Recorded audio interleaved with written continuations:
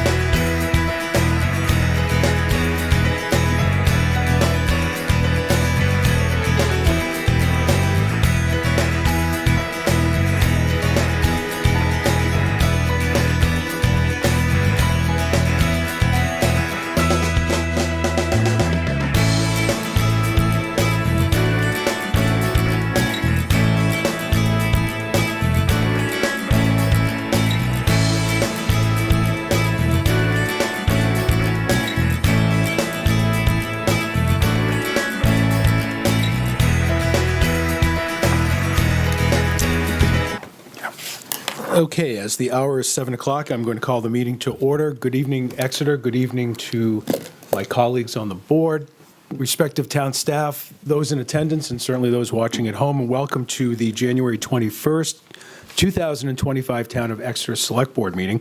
I'd like to start this evening by introducing the board. To my right, Selectman Dan Chartrand. Good evening. Good evening, Mr. Chair. Our Vice Chair, Selectwoman Molly Cowan. Good evening. Hi, everyone. And to my left, our Clerk, Selectwoman Julie Gilman. Good evening. Good evening, everyone. Selectwoman Nancy Belanger. Good evening. Good evening, everyone. Our Town Manager, Mr. Russ Dean. Good evening. Good evening. And our Assistant Town Manager, Melissa Roy, is here offline. I do want to note that our Recording Secretary, Joanna Bartel, will be taking the minutes virtually this evening.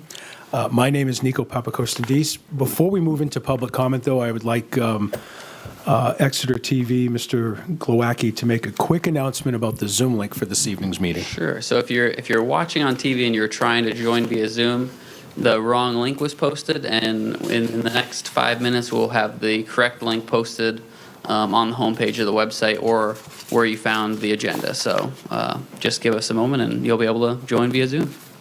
Great. Thank you, Bob.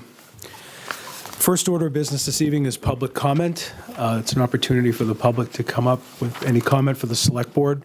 We do ask that if your comments are relative to the any agenda item that you wait for that moment on the agenda, but I will now open it up to public comment.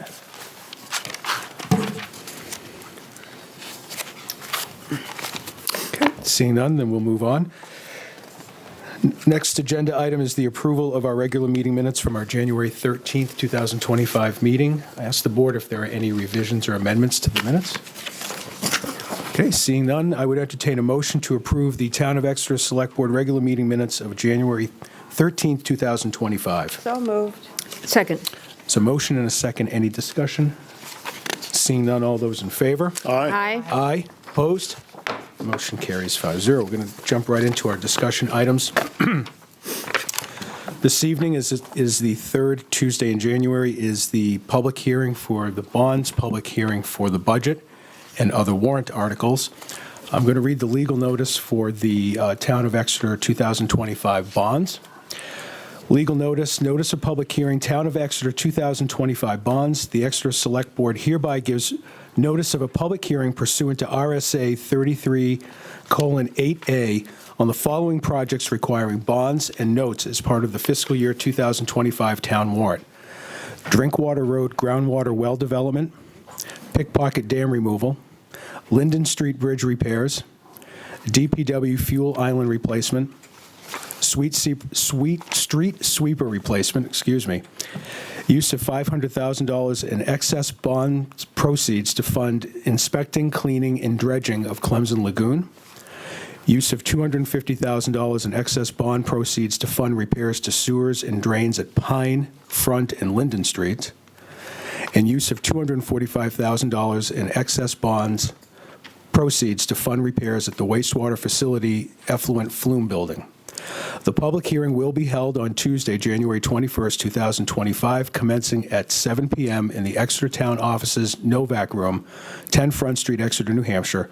The public is encouraged to attend. This was dated December 26, 2024. I would now entertain a motion to open the public hearing for the Town of Exeter 2025 bonds. So moved. Second. There's a motion and a second. Any discussion? Seeing none, all those in favor? Aye. Aye. Opposed? Bond hearing is open with a vote of 5-0. Okay. Mr. Dean, will these be on the screen? They should be. We have a presentation that's loaded onto the computer.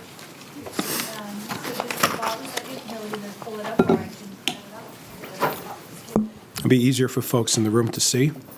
Yes. And while we're waiting, would you two like a seat so you're not leaning against the wall? We have seats over here so you can sit down. Mr. Chartrand to the rescue. He's going to get a few chairs down. Just one more.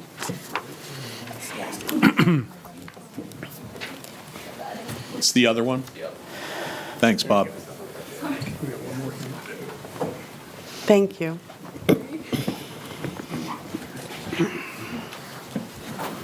Okay, we'll begin with Article 3. To see if the town will vote to raise and appropriate the sum of $6,800,000 for the purpose of design, engineering, and construction of a new groundwater source off Drinkwater Road, and to authorize the issuance of not more than $6,800,000 of bonds or notes in accordance with the provisions of the Municipal Finance Act, RSA 33, and further to authorize the Select Board to issue, negotiate, sell, and deliver such bonds or notes, and to determine the rate of interest thereon, and the maturity and other terms thereof, and further to authorize the Select Board to apply for, accept, and expend federal, state, or other aid, if any, including principal forgiveness which may become available for this project, and to comply with all laws applicable to such project, and further to authorize the Select Board to take any other action or to pass any other vote relative thereto.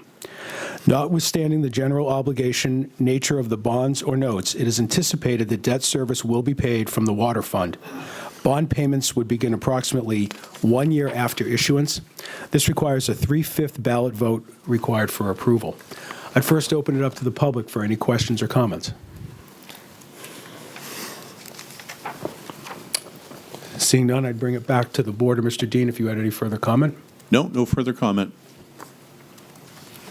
Any comments from the Select Board? This project, I'm sorry, Mr. Chair. This project has been in our capital improvement program for the last several years. We have taken action, and we are in the midst of have just completed pump testing off Drinkwater Road for a new groundwater well source. We're anticipating anywhere between 0.4 and 0.5 million gallons a day for that. So it's a pretty significant project, and thus the pretty significant price tag on it. Mr. Chartrand? Thank you, Mr. Chair, and thanks for the description, Mr. Dean. This is a really important article. We've had a plan to develop a suite of water sources ever since I came on the Select Board in 2012. I took a break for 5 years, and one of the reasons I decided I wanted to come back was I wanted to see this development of a suite of water sources pushed forward. So this is a really important project for the town. Of all the articles on the warrant, they're all important. I think this might rise to the level of the most important. So I would urge folks to attend to this one. And developing more water sources is one of our key functions as a municipality. Thank you, Mr. Chair. Thank you, Mr. Chartrand. Any other comments? Okay. Seeing none, I would entertain a motion to recommend Article 3, Drinkwater Road groundwater development in the amount of $6,800,000. So moved. Second. There's a motion and a second. Is there any discussion? Seeing none, all those in favor? Aye. Aye. Opposed? Motion carries 5-0. Thank you. Article 4, to see if the town will vote to raise and appropriate the sum of $2,100,000 for the purpose of design, engineering, removal of the Pickpocket Dam, and subsequent site monitoring, and to authorize the issuance of not more than $2,100,000 of bonds or notes in accordance with the provision of the Municipal Finance Act, RSA 33, and further to authorize the Select Board to issue, negotiate, sell, and deliver such bonds or notes, and to determine the rate of interest thereon and the maturity and other terms thereof, and further to authorize the Select Board to apply for, accept, and expend federal, state, or other aid, if any, including principal forgiveness, which may become available for this project, and to comply with all laws applicable to such project, and further to authorize the Select Board to take any other action or pass any other vote relative thereto. The town is seeking grants to offset up to 100% of the projected cost.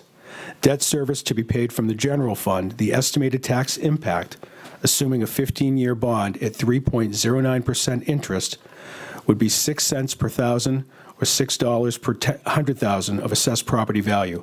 Bond payments would begin approximately 1 year after issuance, and a 3/5 ballot vote is required for approval. I would open up to the public for any comment or questions on Article 4.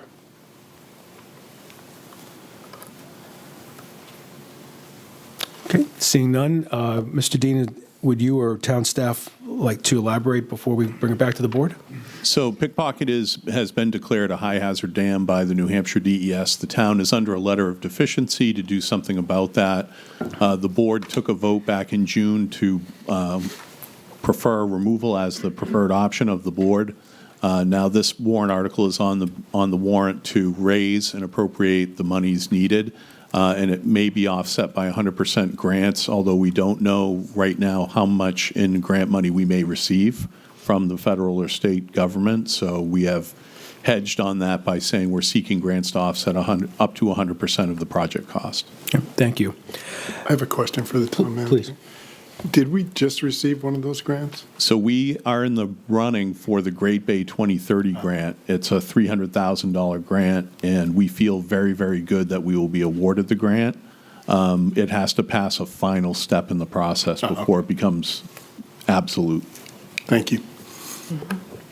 And if I could just add, having been the select board rep to the River Advisory Committee for the last 4 or 5 years, 5 years actually, this has been quite an undertaking. And the consultant has come in for the last several years. We've had feasibility studies done. We've had multiple public meetings and multiple public hearings in addition to River Advisory Committee meetings. We have been in touch with our neighbors in Brentwood, many of whom have come to the public meetings, public hearings. I know Mr. Dean, Ms. Roy, and I have had meetings with our counterparts in Brentwood, and there are 3 grants that we would be eligible to receive if that worked out. I know we applied for one, was it last year? And A barrier removal grant through NOAA. which would have paid 100% of the cost of this.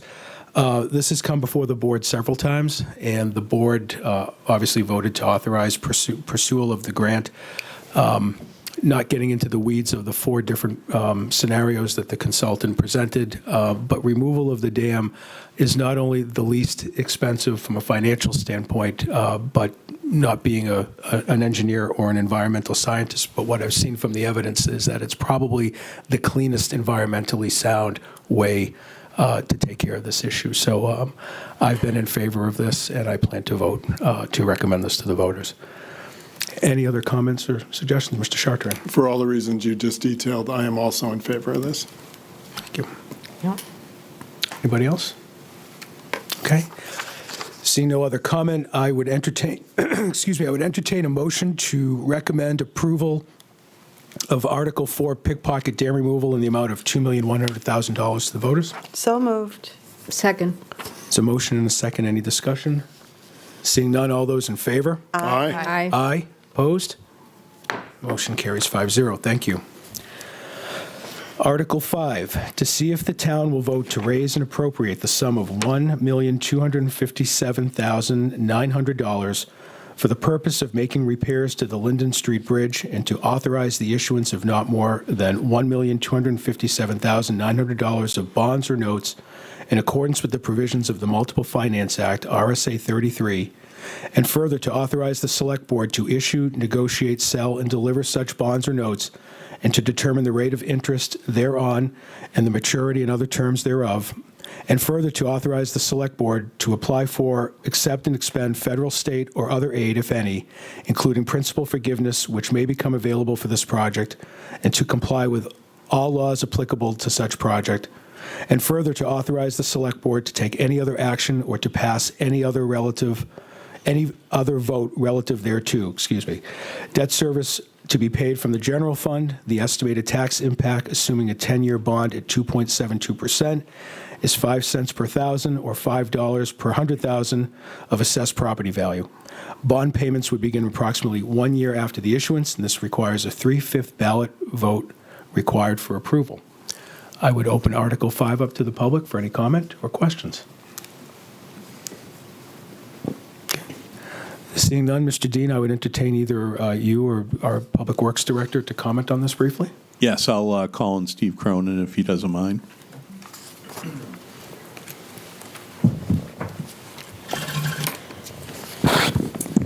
Thank you very much. So the Linden Street Bridge, there are some issues with settlement related to the bridge abutments and bulging. We worked on the design last year and bid this project in December, but when we opened bids, they were significantly higher than our existing appropriation. We went back and pursued some other avenues of funding, including additional bridge aid, which unfortunately wasn't available. So we are asking for the additional funding this year to rebid this project and complete it in 2025. The cost estimate that was used for the article was based on the bid results and also includes contingency for completing the project a year later than anticipated. Great, thank you. Any questions or comments from the board? Yeah, this article makes me feel old because I remember when the current configuration of the bridge was put in place. So, we've gotten our money's worth. And so I have to support this because it's a safety and it is necessary. Thank you. Anybody else? Okay, I would entertain a motion to recommend Article 5, Linden Street Bridge repairs at $1,257,900. So moved. Second. It's a motion and a second. Any discussion? Seeing none, all those in favor? Aye. Aye. Opposed? Motion carries 5-0. Thank you.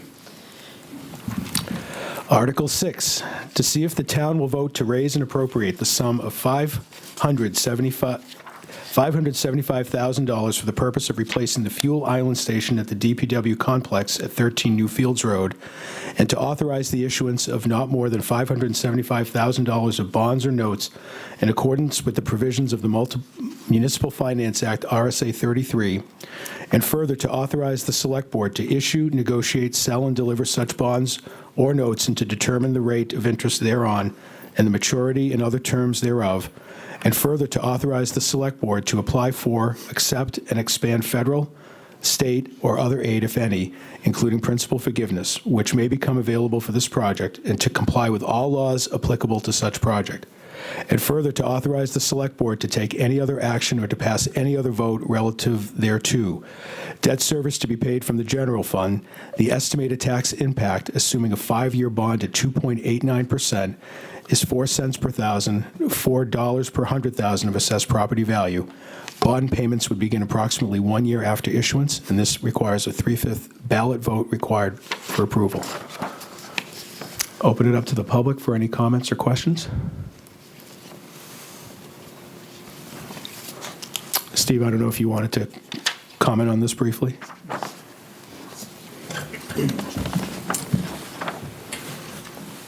So as you're probably aware, the Public Works Department has been looking at its current facilities.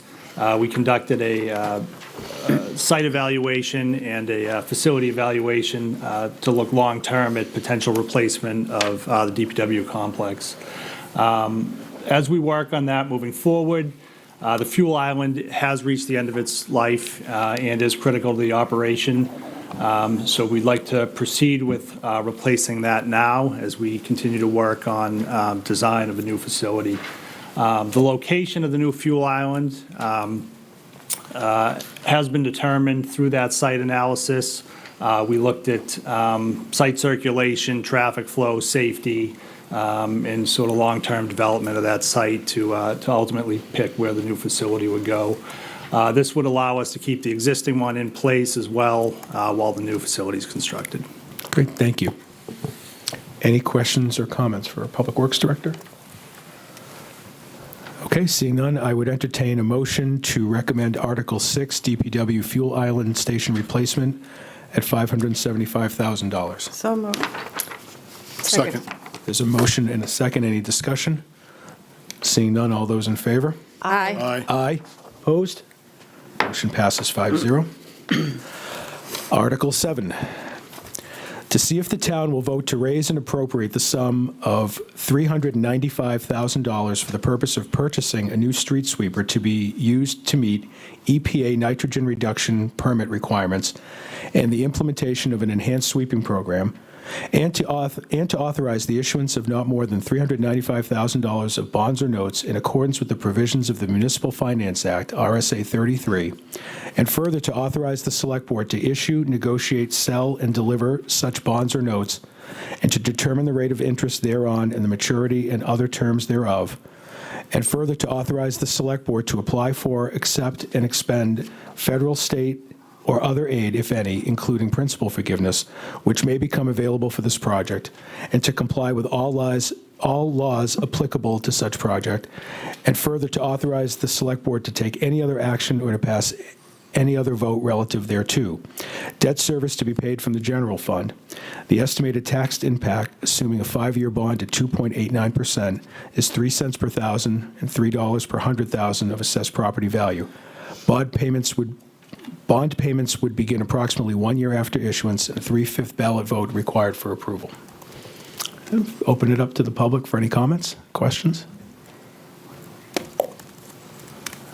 So I'd just comment, Mr. Chair, briefly by saying our street sweeper is old and needs to be replaced. It was under some major repairs this past year. Also, that we're anticipating that this be an SRF loan that may include some loan forgiveness, but DES tells us not to include that in the article, so it is not here in the article. Okay. Any comments or questions from the board? Seeing none, I would entertain a motion to recommend Article 7 for the street sweeper at $395,000. So moved. Second. It's a motion and a second. Any discussion? Seeing none, all those in favor? Aye. Aye. Aye. Opposed? Motion carries 5-0. Article 8. And I would be remiss if I didn't mention that all of these bond articles were vetted and recommended by the Budget Recommendations Committee before they came to the Select Board. Article 8, shall the town vote to authorize the expenditure of a portion of the unused bonds approved in 2021 for Salem Street area water, sewer, drainage, road improvements, and utility replacements as follows. To raise and appropriate the sum of $250,000 for the purpose of making sewer repairs at Pine, Front, and Linden Streets, and making repairs to drainage systems at Pine, Front, and Linden Streets per RSA 33:3A2. Estimated tax impact none. No amount to be raised by taxation. There's a 3/5 ballot vote required for approval. Open it up to the public for any comments or questions. Mr. Dean, if you could speak to first the use of the excess bond proceeds, and then Mr. Cronin could give a quick update on the intersection. Sure. So we do capital projects as a matter of course in the town. Some of them are hundreds of thousands of dollars, others are millions of dollars. And sometimes those projects have budget surpluses at the end of the process, and they turn into what's called an excess bond proceed. And at that point, the excess bond proceed can be used for another project so long as the legislative body approves its use by 3/5 by 3/5 ballot vote, excuse me. So that is what's happening here. The request is that the Salem Street area water, sewer, drainage, road improvements, and utility replacements project surplus is being applied to the sewer repairs and drainage repairs at Pine, Linden, and Front Streets. And the reason we need to do that is to facilitate the building of the roundabout. We have some subsurface systems that are in disrepair that need to be fixed before we construct the roundabout. So this would allow us to do that. Thank you. And this is the roundabout that the voters approved? Correct. Do you have any additional comment? So as the town manager said, we are nearing the completion of the design of the roundabout. We are working with one abutter to secure an easement, which we have a verbal agreement on, and expect to have that secured any day now. And as he mentioned, we did an evaluation of these utilities and determined that replacement is the best course of action. Okay, thank you. Any other comments or questions? Okay. Seeing none, I would entertain a motion to recommend Article 8, use of excess bond proceeds for Front, Pine, and Linden Street sewer and drainage repairs, $250,000. So moved. Second. There's a motion and a second. Any discussion? Seeing none, all those in favor? Aye. Aye. Opposed? Motion carries 5-0. Article 9, shall the town vote to authorize the expenditure of a portion of the unused bonds approved in 2021 for wastewater lagoon sludge removal as follows? To raise and appropriate the sum of $500,000 for the purpose of inspecting, cleaning, and dredging of Clemson Lagoon per RSA 33:3A2. The estimated tax impact is none. No amount to be raised by taxation, and this does require a 3/5 ballot vote required for approval. And I'll open it up to the public for any comments or questions. Seeing none, I'll bring it back to you, Mr. Cronin, for a quick comment. So the Clemson Pond is located on the banks of the Squamscott River, adjacent to the Exeter Mills. It is the holding pond for our combined sewer overflow. The combined sewer overflow barrels haven't been inspected in some time, so as part of this work, we'll be looking at those. We'll be cleaning the outfall to those barrels and making some repairs or designing repairs to the tide gates where the combined sewer overflows feed back into the Squamscott River. Great, thank you. So this is design and evaluation. At some point, we would be back for another appropriation for construction funds. Understood.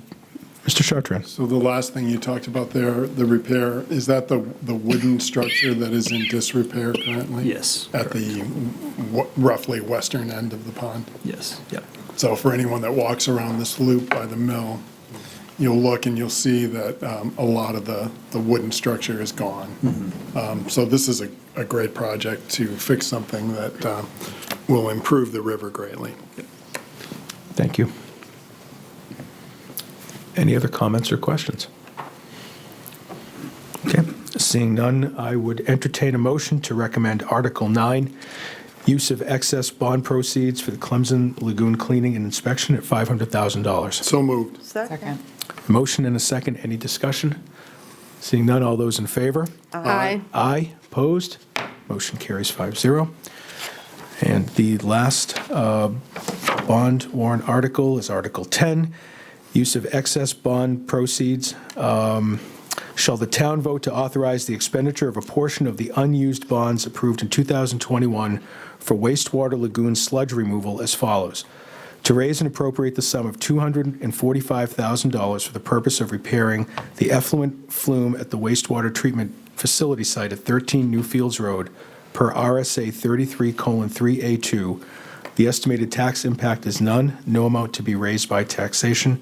A 3/5 ballot vote is required for approval. Open it up to the public for any comments or questions. Seeing none, Mr. Cronin? So the effluent flume is original to the old treatment plant that was replaced. It was repurposed as part of the new plant. They attempted to install a proprietary coating on the effluent flume. Unfortunately, that coating failed. So this would be to remove that coating and install a new coating on that surface. One of the reasons that it's important is because it's where we do all of our mandated sampling as part of our permit. So we need those surfaces to be clean and free of bacteria. Any questions or comments?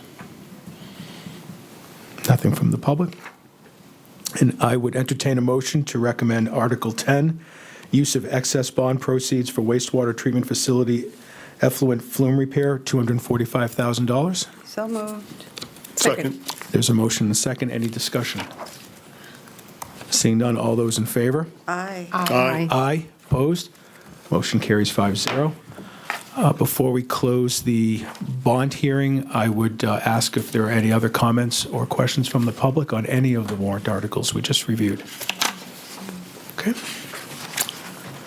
Seeing none, I would entertain a motion to close the Town of Exeter bond hearing. So moved. Second. It's a motion. Sorry, A motion and a second. Ms. Gilman. Any discussion? Seeing none, all those in favor? Aye. Aye. Opposed? Motion carries 5-0. Next, we have a legal notice of public hearing for the Town of Exeter 2025 operating budget.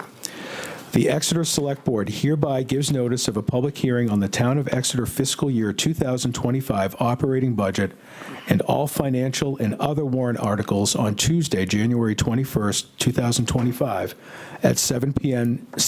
in the Novak Room of the Exeter Town offices. This hearing will be held pursuant to RSA 32:5 and RSA 40:13, dated December 26th, 2024.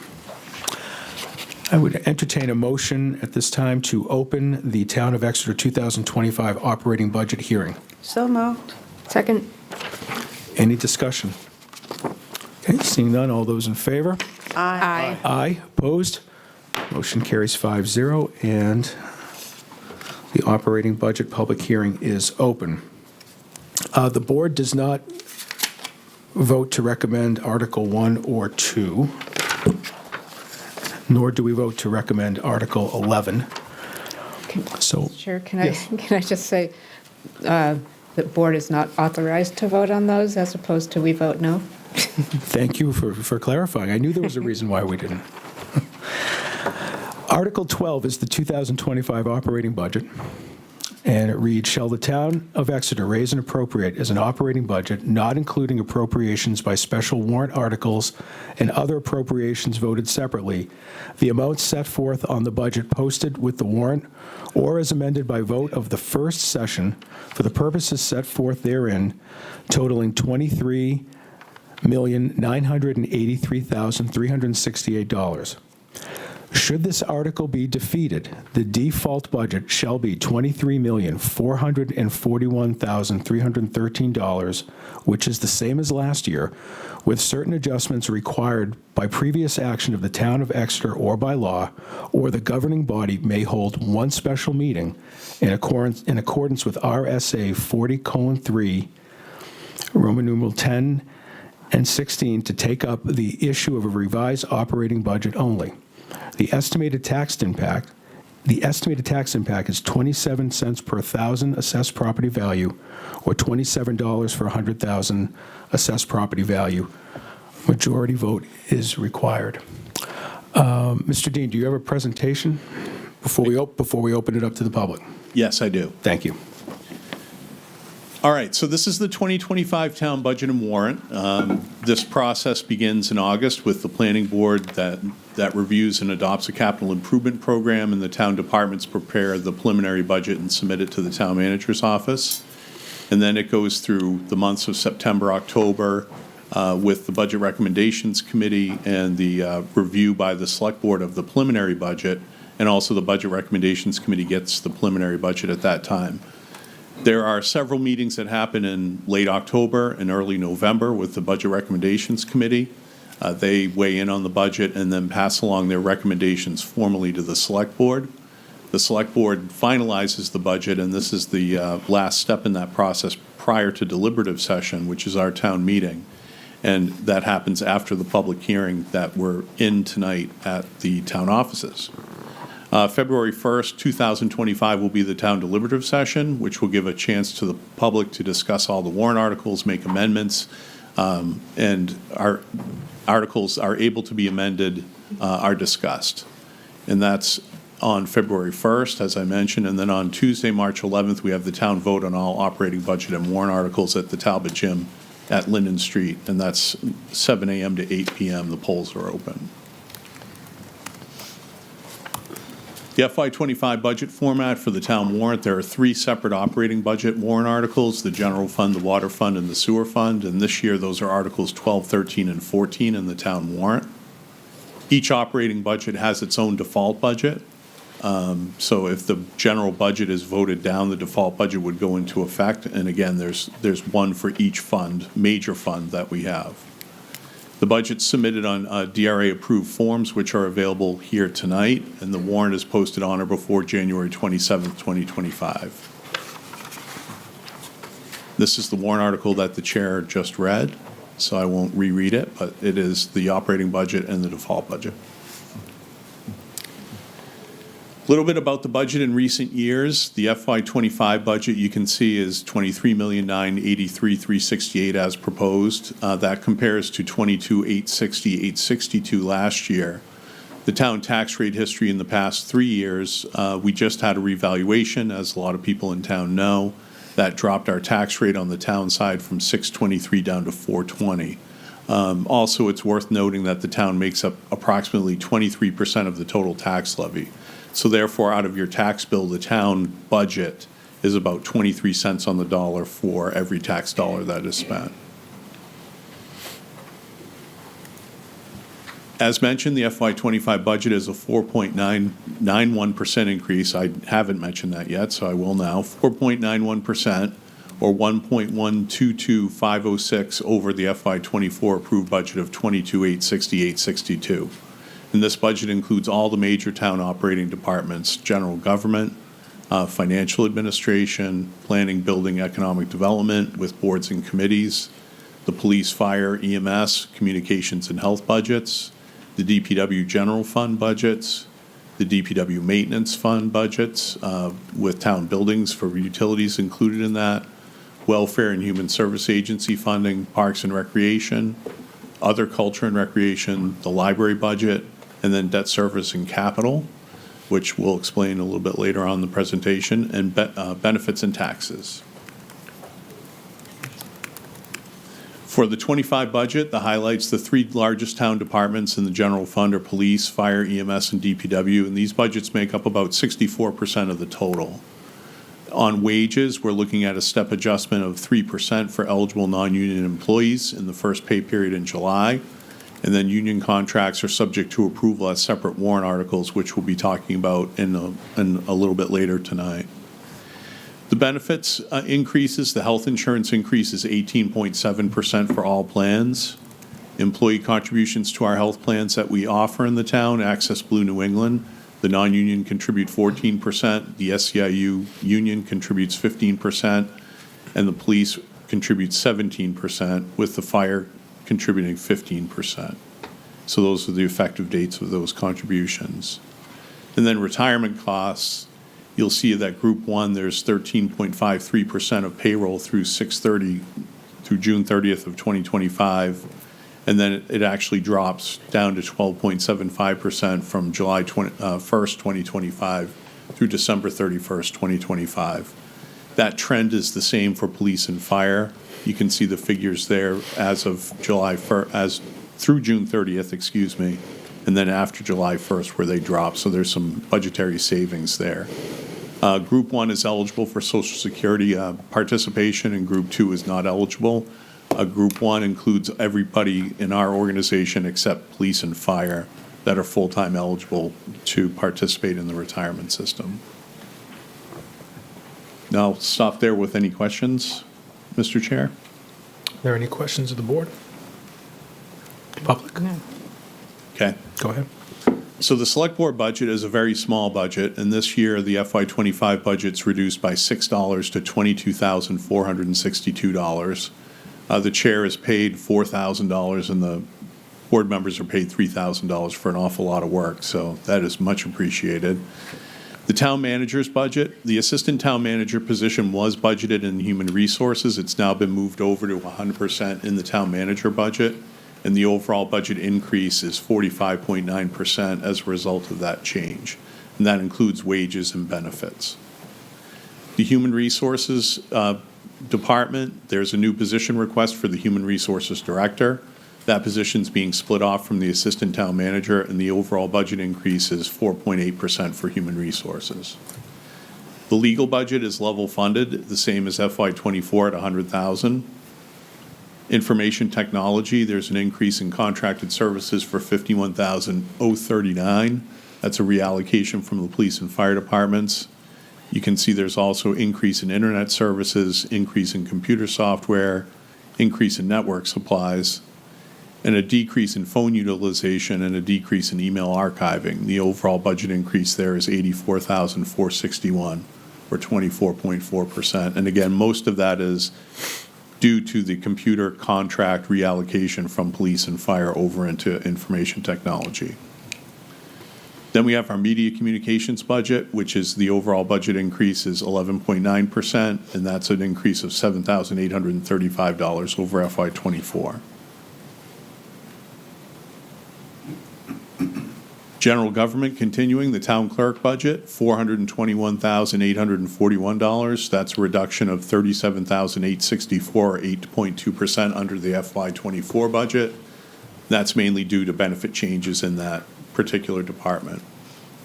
Elections are decreasing. We have one election in FY25 versus 4 in FY24, so the elections budget is decreased accordingly by $3,089, or 12.5%. The finance budget, there's an increase in wages and benefits, offset by a reduction in audit fees. There's also an increase in bank fees and a reduction in contracted services, also a reduction in dues, increase in mobile communications, and increase in software agreement for $950. The treasurer budget is $9,545. That's a part-time appointed position. And the budget decrease is $147 in that department. Tax collection, there's increases in wages and benefits of $11,405 and $7,903 in benefits.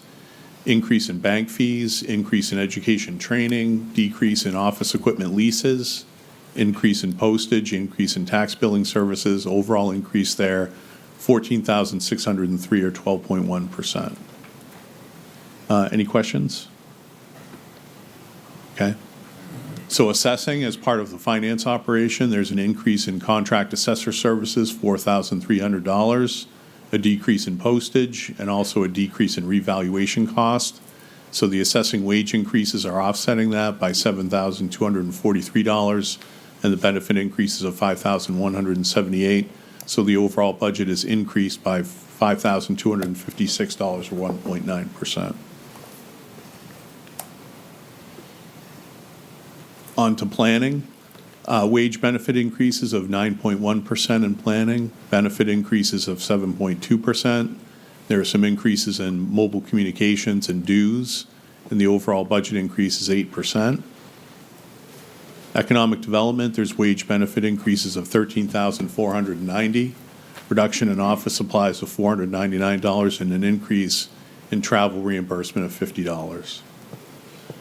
Building and code, this is a budget that's gone down. There's a decrease in contracted services by $10,000, a net decrease in wages and benefits due to benefit changes, and so the total budget decrease is $11,097, or 4% under FY24.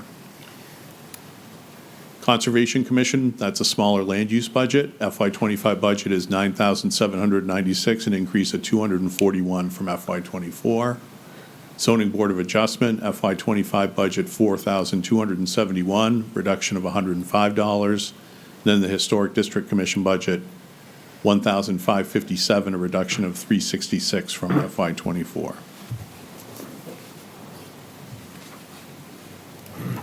Take any questions? Go ahead. Okay. FY25 police budget, the wages are increased by 4.2%, or $82,909. There's an overtime increase of $10,418 that's playing a role in that, and also there's a step increase for police association employees, so that it was built into the budget during the last negotiation, contract negotiation with the police association, so it is in the budget for FY25. Then police benefits are increasing by $144,674, or 11.2%. That health insurance increase is $110,159 of the total benefits increase. So I mentioned at the beginning of the presentation that our health insurance has gone up by 18.7%, and that's where you're seeing some of its manifestation is in budgets and some of our larger budgets. What percentage of that increase over the 23 or 24 budget is due to the health insurance, the over 18% increase in health insurance? In terms of dollars, Yeah. I'd have to get you that figure, Dan. Do you have a percentage? Not other than the 18.7%. That was the increase, but so you don't know what percentage of the increase in the overall budget was driven by that health insurance increase? Not right in front of me, no. Okay. Thank you. May I also, when you get that number, can you, Yeah. because it's 5% on dental too, right? So Yes. between the two, maybe for a deliberative session. Okay. Thank you for the question.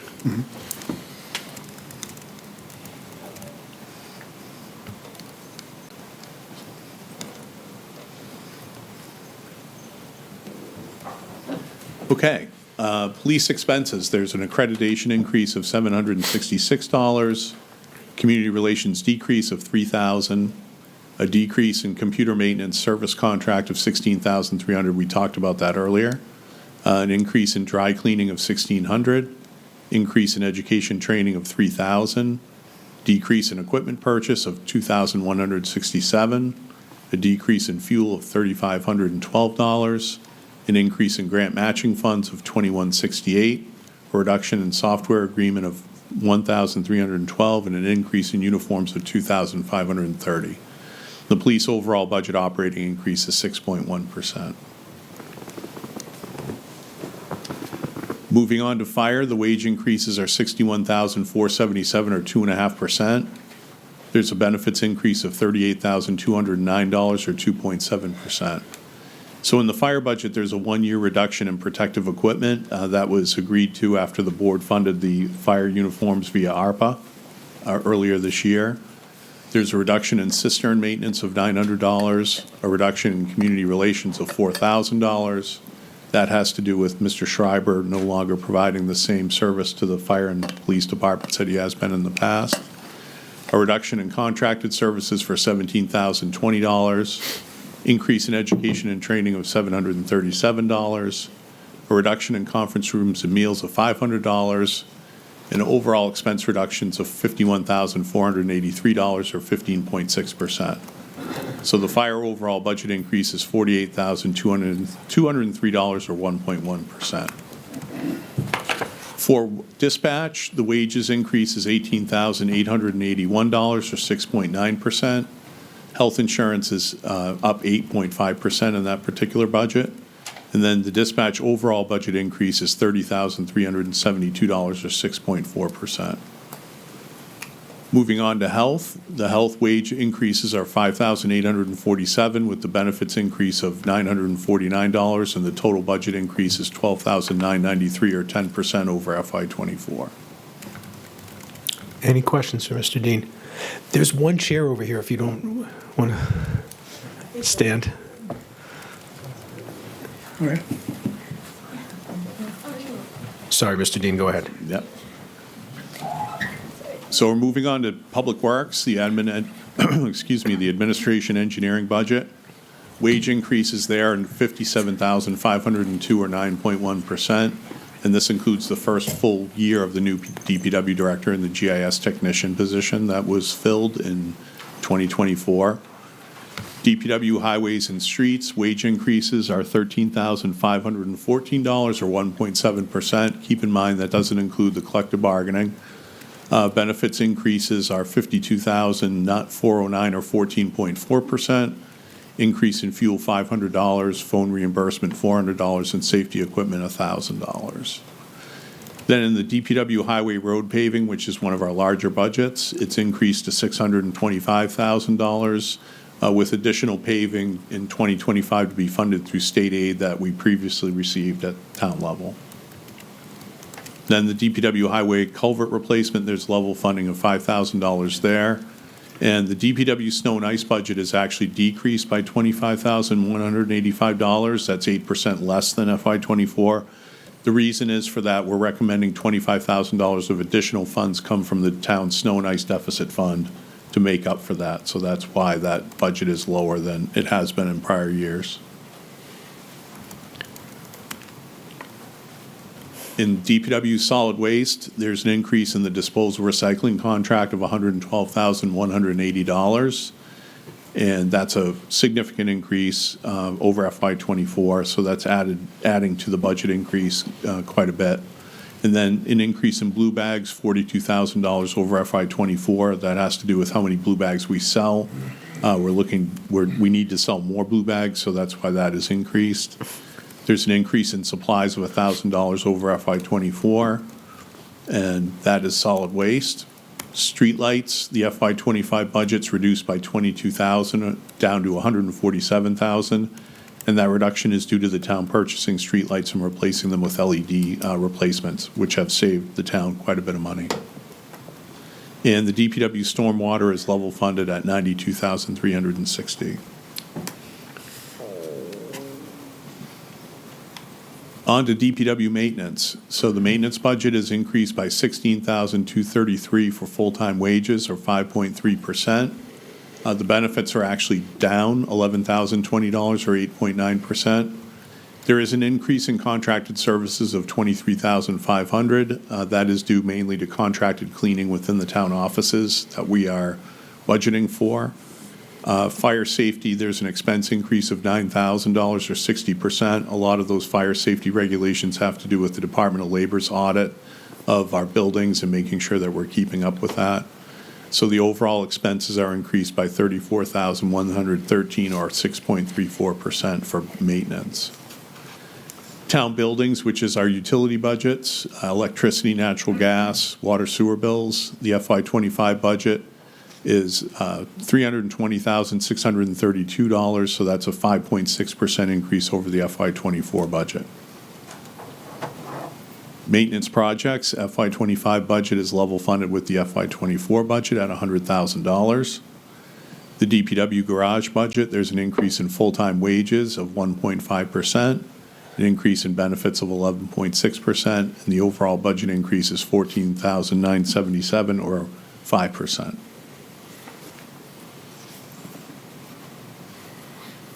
Moving ahead to welfare and human services, in the welfare human services budget, there's a part-time wage increase of $6,868. That's for the welfare human services administrator position. If you recall, we established that for 9 months of funding in FY24. In FY25, that'll be for a full year of funding at 29 hours per week for that position, so there's an increase there. And then the direct relief is increased $25,000. So we're looking at our direct relief lines, including rent, and looking at potential for upticks in those areas. So we've prepared for that by budgeting more money in that area. Human Service Agency funding is level funded it's an increase of $1,675 from FY24. That's at $100,000, and that goes to fund over 20 agencies of the town. Parks and Recreation wage benefits increase of $74,481, or 17% over FY24. That request does include establishing a part-time senior coordinator position, where the impact is $32,125 out of that $74,400. Then in Parks and Recreation, in the park side, wages are reduced by 5.8%. Benefits are increased by $334, or 1.0%. Again, that's due mainly to turnover in the department. We've had changes in personnel which have changed the wage allocation. Other culture and recreation, special events, there's an increase in the fireworks budget of $2,000 for inflationary expenses, and the total FY25 budget for that is anticipated to be $36,500.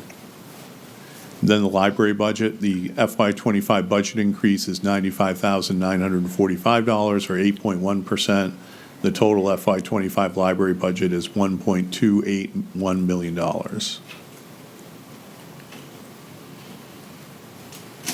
General fund debt service, there's a reduction of $120,699 in this budget, 5.8% change. The total budget number is there. We have a number of projects that we fund through debt service, as you know. Solar array intersection improvements, West Side Drive, just to name a few. Then in general government, we have an increase of $30,000 to account for the fire protection fee. That's the general fund portion of support of fire suppression supported by the public water system.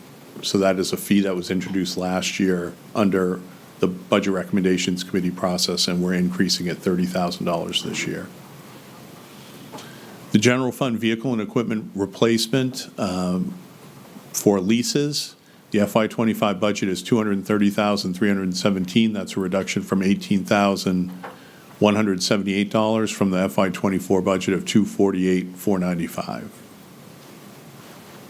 Then we have the general fund townwide expenses, workers' comp, our health buyout, unemployment, property liability. The total FY25 budget for that is $591,130. That's an increase of 11.9% over the FY24 budget of $528,434. So those are the different components of the general fund budget that all add up to $23,983,368. This is just a chart we can get into a little bit more. This shows the three-year trend of budgeting from FY23 to FY25, adding up to the 4.91% increase at the bottom on the right-hand side. Pie chart representing, you can see the three largest slices of the pie are Public Works, Police, and Fire.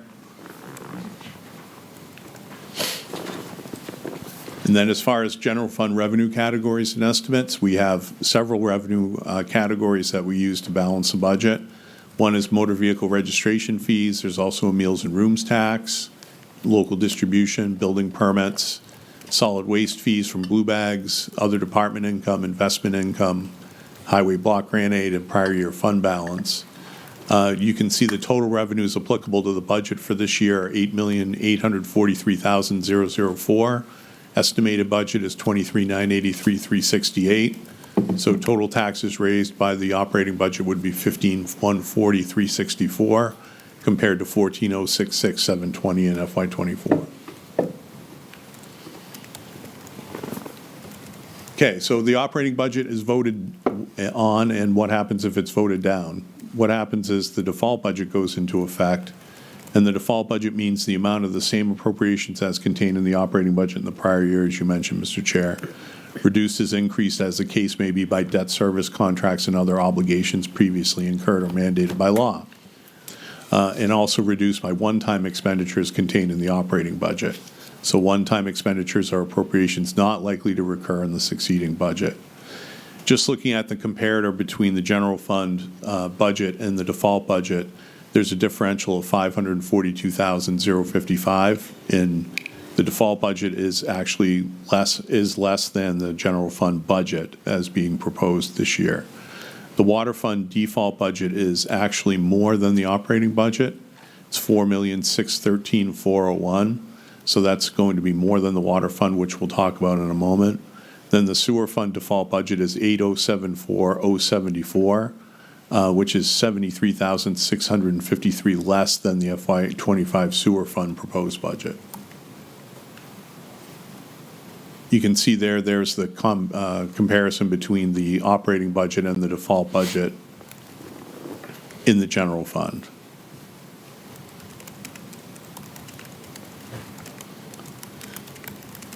Some more figures on the operating and default budget, Article 12. So you can see the proposed budget, 4.91% over the FY24 budget. The default budget, which is a 2.54% increase over the FY24 budget. And the operating budget tax impact that we're estimating is 27 cents per thousand for the operating budget. For the default budget, it would be 12 cents a thousand. And we're projecting a budget tax rate, including overlay and veterans credits, of $4.43 per thousand. That compares to the 2024 overall rate of $4.20 per thousand. That assumes a 1% increase in net taxable valuation established September 2024. That's the latest median assessment ratio there, too, of 95%. So that's all I had on general fund. Thank you for that presentation. Before we open it to the public, I have a couple of thoughts. First, I think it was an excellent question that Selectman Chartrand asked about the health insurance. We know that that's a significant driving increase, but I think if we could get that answer, that would be great for deliberative session.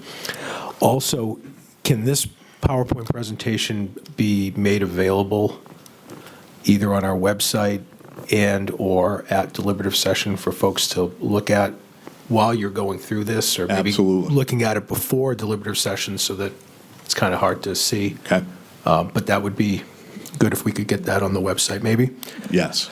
And just for the public to understand, the Budget Recommendations Committee vetted this budget, thoroughly vetted this budget in a very thoughtful and responsible fashion. And the budget that they recommended to the Select Board in early December was slightly higher than the budget you're seeing tonight. And that's a credit to the executive team and department heads that went back and found some other areas within the budget that they could tweak. So that 4.9% increase is slightly lower than the budget that was recommended to us in December. And I just want to make note of that and thank staff for taking another look at the budget before we brought it before you this evening. And also, for those that haven't followed, about a year ago, the board was presented with a report from a consultant that we retained to look at our organization as a whole, to examine the organization, to look at succession planning. And the majority of the board's goals and objectives this year was to implement many of the recommendations in that report, which we've been successful in doing with zero budget ramifications. What you'll see in the budget that Mr. Dean presented was the request for a human resources manager, and that's so that our assistant town manager can purely be an assistant town manager.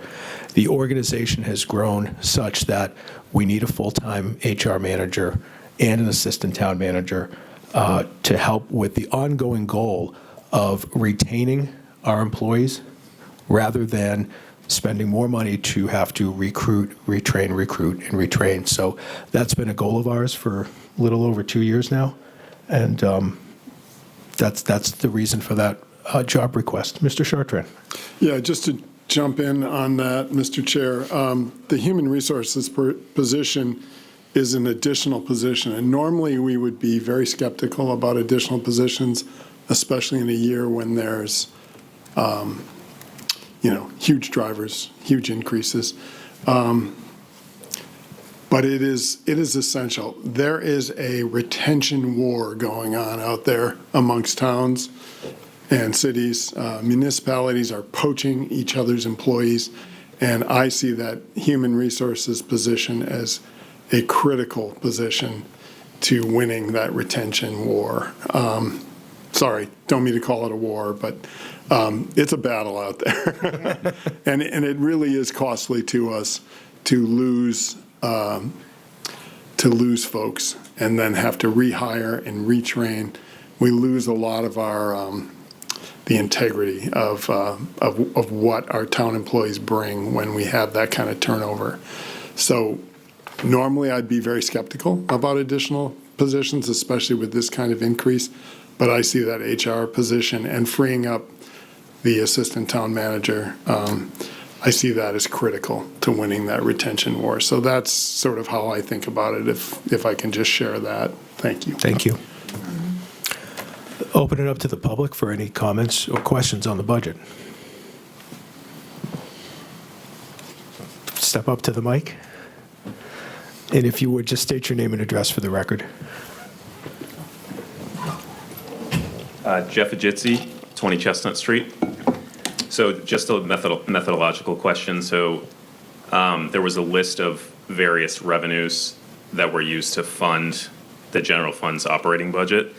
Are tax rates just like the plug figure that makes up the shortfall, and that fluctuates year to year depending on what the revenues are and what the yearly operating budget is? And so that's one question. And the second question is just where do bonds and borrowing come into that equation? Sadine? So I'll answer the last question first. The bonds are considered revenue in the year that the town goes out and borrows the money, and then they subsequently convert to debt service, to our debt service budget after that, whether it's general fund, water fund, or sewer fund, based on where they arrive from. In terms of the revenue structure, you saw that those are the basic revenues that we use to balance our budget, and that's what goes into balancing the budget. So the short answer to that question is yes, we use those revenues to set the tax rate every November. Could I just jump in on that? One of the things that historically is true is that revenues have never covered our expenses. We've always had, property tax. 23% of what the town collects stays with the town. The other 77% goes to schools, county, statewide education tax. So that 23% has never been covered by revenues. We've actually done a fairly good job of growing revenues to mitigate some of the tax obligation from the town to its tax-paying citizens. So that's a historic context, because your question kind of seemed like it might be saying, why don't revenues cover expenses? And they never have. But we've grown those revenues that are non-property tax revenues. Yeah, that wasn't the implication of my question. just didn't want anyone to- Just for my own curiosity. Yeah, I didn't want anyone to think that. Yeah, so. understood. So the 23% was the share of Exeter tax revenues that go to funding the town budget. And The municipality. and the municipality, Yeah. and the 77 goes to state. Correct. Yeah, understood. Okay. County, local schools, county, and statewide education tax. Thank you. Those are the three other elements. Thank you for the question. Did I get that right, Mr. Dean? Yes. Thank you. Can I add just one more thing? I feel like I sound like a broken record here. But we can control that 23%. We don't control the spending decisions around the 77%. Those are state, you elect a governor and a legislature, and so the 77% is controlled by those folks. And school. Right. Local school committees. Local school committees, and then the portion of that is also controlled by the legislature and the governor. Yes, indeed. So- And I don't anticipate it being a good year. Right. I just want to thank you for your Or question. 2020. Yeah, it's a great question. Anytime we can put more detail, it's wonderful, so thank you. Thank you. Any other questions or comments from the public? Back to the board.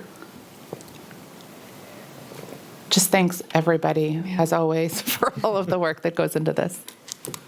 Yeah, it's quite a process. If anyone hasn't followed it, it's always televised. I encourage you to watch it. It's very educational, so you know where every penny is going, intended to go. Our department heads, with the Keegan report that was brought up earlier, we've improved, I believe, on that process, and I think it showed this year's budget process, where the department heads meet, everyone knows where everyone else is going, coming from, makes adjustments, taking everyone else into consideration. And then our town manager and the department heads put the preliminary budget together. Budget Recommendation Committee, please watch those meetings if you don't. It's quite an educational process. Every one of us is either there or watches them. So we know what the debate is about and things, and then here we are. Don't forget deliberative session and voting day. Thank you. Yes. No, I have nothing to add to everyone's comments. Okay, you looked like you were ready. Well, I don't want to bring bad news, so. Mr. Chartres. So again, a lot of the drivers behind that budget increase in the general fund budget is the health insurance increase, and we're going to get that number. Thank you for that. Yes. And then the effort to retain our existing employees. We've had to, go to extraordinary lengths to retain, and so there's been a spiral in both benefits and pay to our town employees. And they do great work, and we don't want to lose them because they are hard to replace. We don't indeed, and we should mention that last year, we actually did the first wage reclassification for non-union in almost 10 years. So when I say that that's been our biggest goal and objective for the last year and a half is working with the organization, we mean it. And we've been trying to do it while being budget conscious at the same time. So, and we appreciate the support that the town has given us to do this. So if there are no other comments, I would entertain a motion to recommend Article 12, the 2025 operating budget of $23,983,368. So moved. Second. Any discussion? Seeing none, all those in favor? Aye. Aye. Opposed? Motion carries 5-0. Moving forward, Article 13, shall the town of Exeter raise and appropriate as a water operating budget, not including appropriations by special warrant articles and other appropriations voted separately, the amount set forth on the budget posted with the warrant or as amended by the vote of the first session for the purposes set forth therein totaling $4,601,357. Should this article be defeated, the water default budget shall be $4,613,401, which is the same as last year, with certain adjustments required by previous action of the town of Exeter or by law. Majority vote is required. Mr. Dean, Yes, water fund budget. please. So the water fund budget for FY25, as stated, is $4,601,357. And again, that's a decrease of 7.28% under the FY24 budget. There's no water rate impact anticipated from this budget, as you would think, as the budget is, sorry, going the wrong direction here. There we go. As the budget's a decrease from the FY24 budget by approximately $300,000, $361,417. So there's a pretty significant decrease in the water budget. The water budget is made up of a certain amount of programs. There are 6 main programs in the water budget. First is administration, and that includes the overhead from the allocation of public works and general government departments. It also includes property insurance allocation, consulting engineers, and the public notices budget. The FY25 wage benefit increases in this budget are $57,391. Consulting services increase $3,250, and property insurance increase of $4,230. So the FY25 budget is for administration is $599,274. In the billing, which provides all of our water sewer billing functions out of Public Works and in the collections area, the budget there is $222,970. The distribution system which we maintain includes the distribution system personnel, technicians, system maintenance, tank maintenance, meter replacements, natural gas and electric, pump station maintenance, FY25 budget $930,425. The water treatment budget, which includes operation and maintenance costs for the surface and groundwater treatment plants, lagoon cleaning, equipment maintenance, lab supplies and equipment, and other things.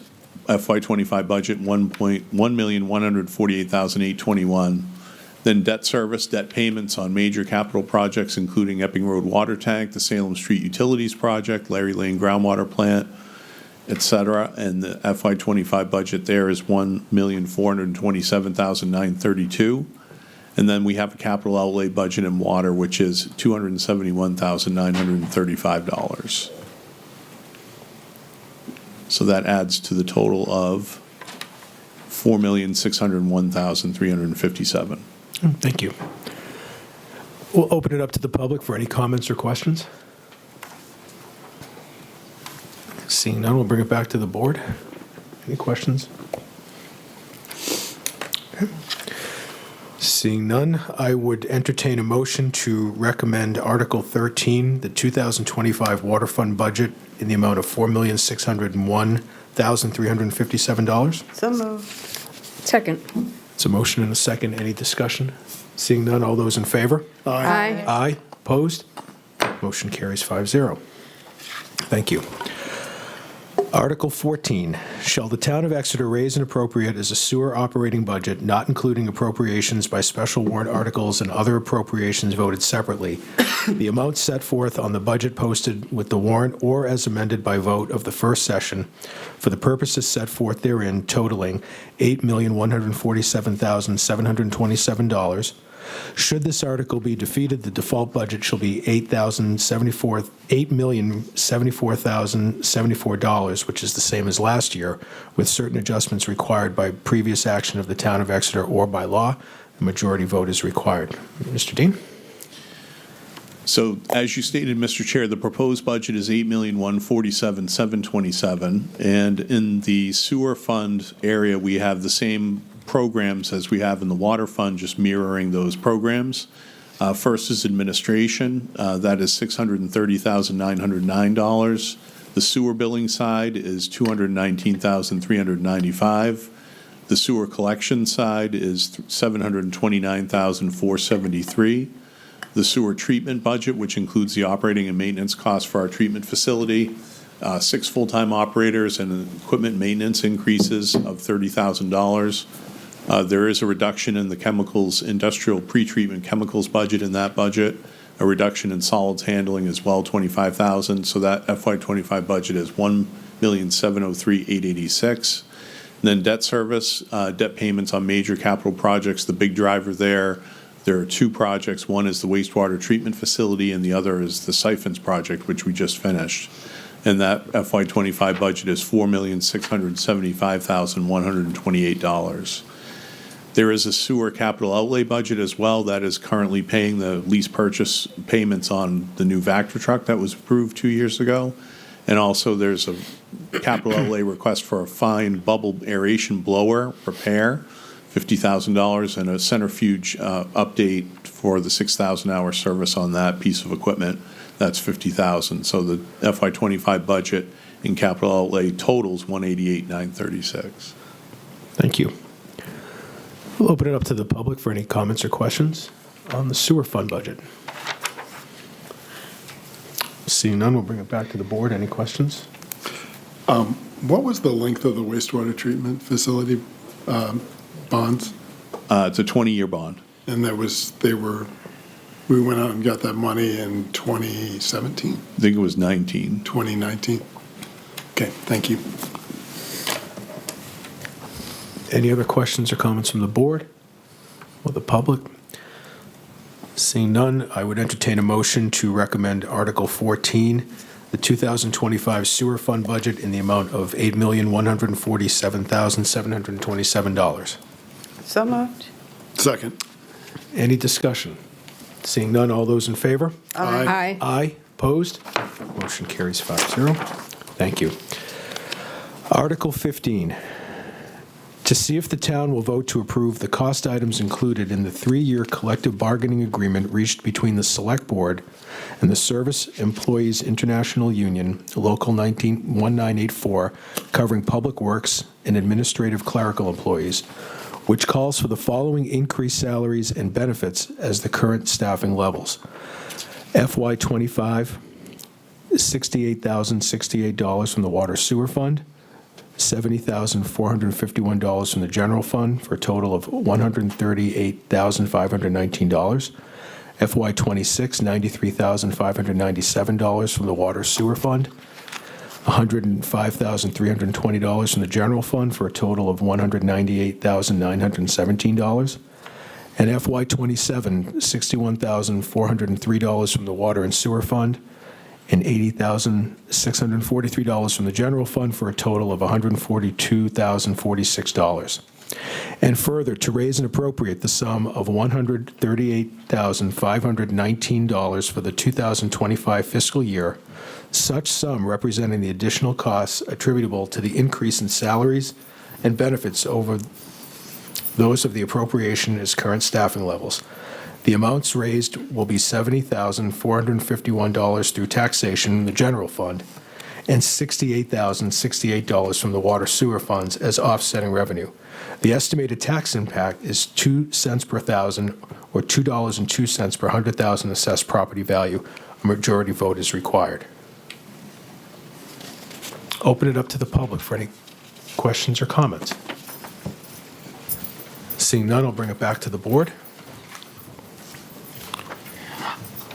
I'll just say that I know that this took a lot of negotiation, and I am inclined to support whatever the bargaining agreement was. I agree. It did take a lot of negotiation. It took a long time. It did take a long time. And I think what I've heard makes me comfortable with these numbers. It may look, you may not think so, but it goes back to the retaining and hiring of good personnel. And that's really a lot of the discussion for it. So I have confidence in these agreements. Yeah, one of the reasons that you'll see there's collective bargaining agreements with all three of our unions. And one of the reasons for opening up those contracts for negotiation again was to try to retain our existing employees. Yeah. We don't normally negotiate all three at once, but we felt it was imperative to do that. So that's why all three of these are on the warrant. And knowing the amount of time the negotiations went through over a course of many months, and I know that from where negotiations commenced to where they concluded, I'm very comfortable that all three of these agreements that we're going to read this evening are fair to both the employees and to the town. I agree. I have nothing else to add other than I completely agree with everything that's already been said. Anybody else? Seeing none, I would entertain a motion to recommend Article 15, the collective bargaining agreement for the SEIU Local 1984 in the town of Exeter. So moved. Second. It's a motion and a second. Any discussion? Seeing none, all those in favor? Aye. Aye. Opposed? Motion carries 5-0. Thank you. Article 16, to see if the town will vote to approve the cost items included in the 3-year collective bargaining agreement reached between the Select Board and the Exeter Police Association, which calls for the following increased salaries and benefits at the current staffing levels. FY25, the estimated salary benefits increase $133,009. FY26, $225,370 estimated salary benefits increase, and for FY27, $128,120 for the estimated salary benefits increase. And further, to raise and appropriate the sum of $133,009 for the 2025 fiscal year, such sum representing the additional costs attributable to the increase in salaries and benefits over those of the appropriation at current staffing levels. The estimated tax impact is 38 cents per thousand, or $3.82 per 100,000 assessed property value. Majority vote is required. Open it to the public for any comments or questions. Seeing none, I'll bring it back to the board. Mr. Chair? Please. I just wanted to point out, too, in the collective bargaining process, that we went through a process with our 3 unions of negotiating wage adjustments to their scale. And by that, I mean, we looked outside the town for comparative communities and compared them to how we were compensating our own entities. And in that regard, we needed to make some pretty significant adjustments to our wage scale. That's important to note. Thank you for that. So that I wanted to point that out. In fact, in this police contract, in the first year, there are increases of 10%, a little over 10%. And then in the second year, there's a 3% step and a 1% COLA. And in the third year, a 3% step and a 1% COLA. So the adjustments it's a front-heavy contract, if you will. But the reason we did that is because, again, we went outside and we looked at comparable communities, and we found that there are quite a few communities, a lot of communities actually, that were paying more, in some instances considerably more than ourselves. So we made that adjustment in order to make up for that in the agreements. Thank you for adding that.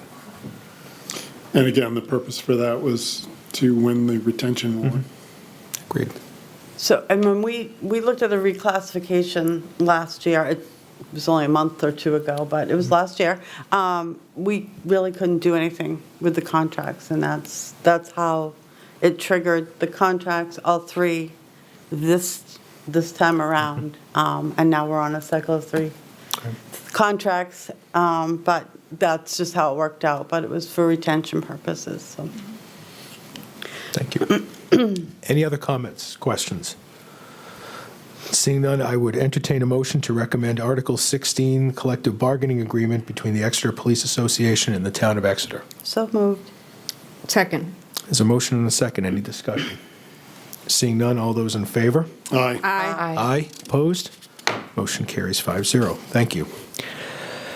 Article 17, to see if the town will vote to approve the cost items included in the 3-year collective bargaining agreement reached between the Select Board and the Exeter Professional Firefighters Association, Local 3491, which calls for the following increased salaries and benefits at the current staffing levels. For FY25, an estimated salary benefits increase of $158,248.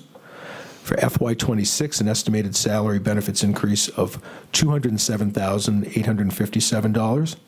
And in FY27, an estimated salary benefits increase of $124,297. And further, to raise and appropriate the sum of $158,248 for the 2025 fiscal year, such sum representing the additional costs attributable to the increase in salaries and benefits over those of the appropriations at current staffing levels. The estimated tax impact is 45 cents per thousand, or $4.54 for 100,000 in assessed property value. A majority vote is required. And again, I'll open it up to the public. And back to the board. My sentiments remain from the last two. Same thing. Great. Then I would entertain a motion to recommend Article 17, the collective bargaining agreement between the Exeter Professional Firefighters Association, Local 3491, and the Town of Exeter. So moved. Second. Any discussion? Seeing none, all those in favor? Aye. Aye. Opposed? Motion carries 5-0. Excuse me. Article 18, to see if the town will vote to authorize the Select Board to enter into a 5-year lease purchase agreement for $225,000 for the purpose of lease purchasing a replacement for a sidewalk tractor in the Public Works Department, and to raise and appropriate the sum of $56,250, which represents the first of 5 annual payments, a total of $258,750 for this purpose. This lease purchase will contain an escape, not appropriation clause. This sum is to come from general taxation. The estimated tax impact is 16 cents per thousand, or $1.61 per 100,000 assessed property value. And Mr. Dean, we need to add the majority vote is required. Yes, we do. Thank you. It's on the screen, but it needs to be added to the paper warrant. Mr. Cronin, did you want to speak to this at all, or?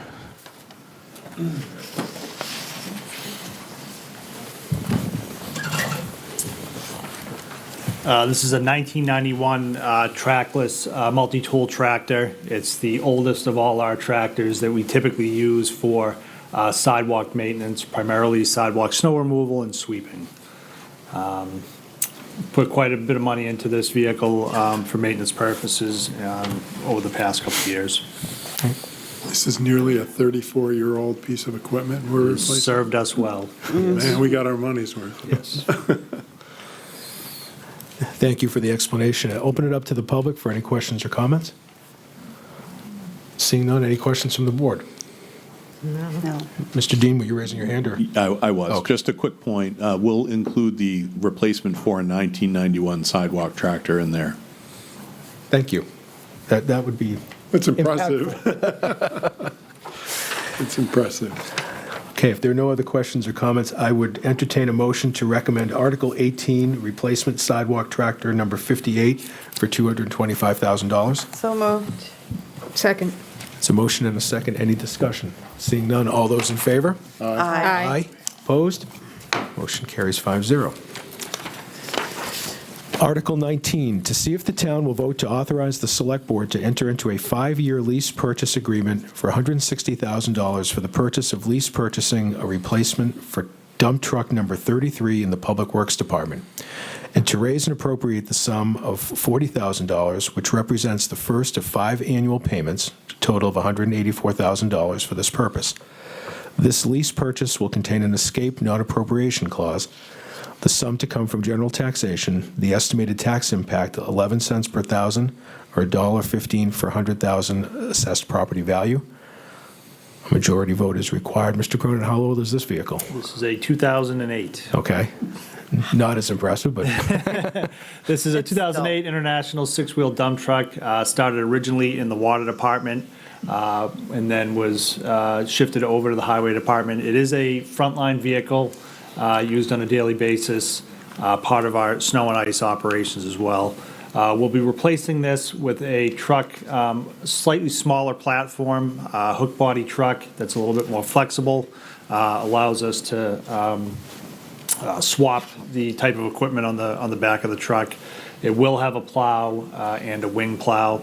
One of the reasons for doing that, again, is the flexibility, and it would not require a commercial driver's license, which is something that we've struggled with in terms of recruitment. So Good. We'll still be able to get the job done, but using operators who don't necessarily need a CDL.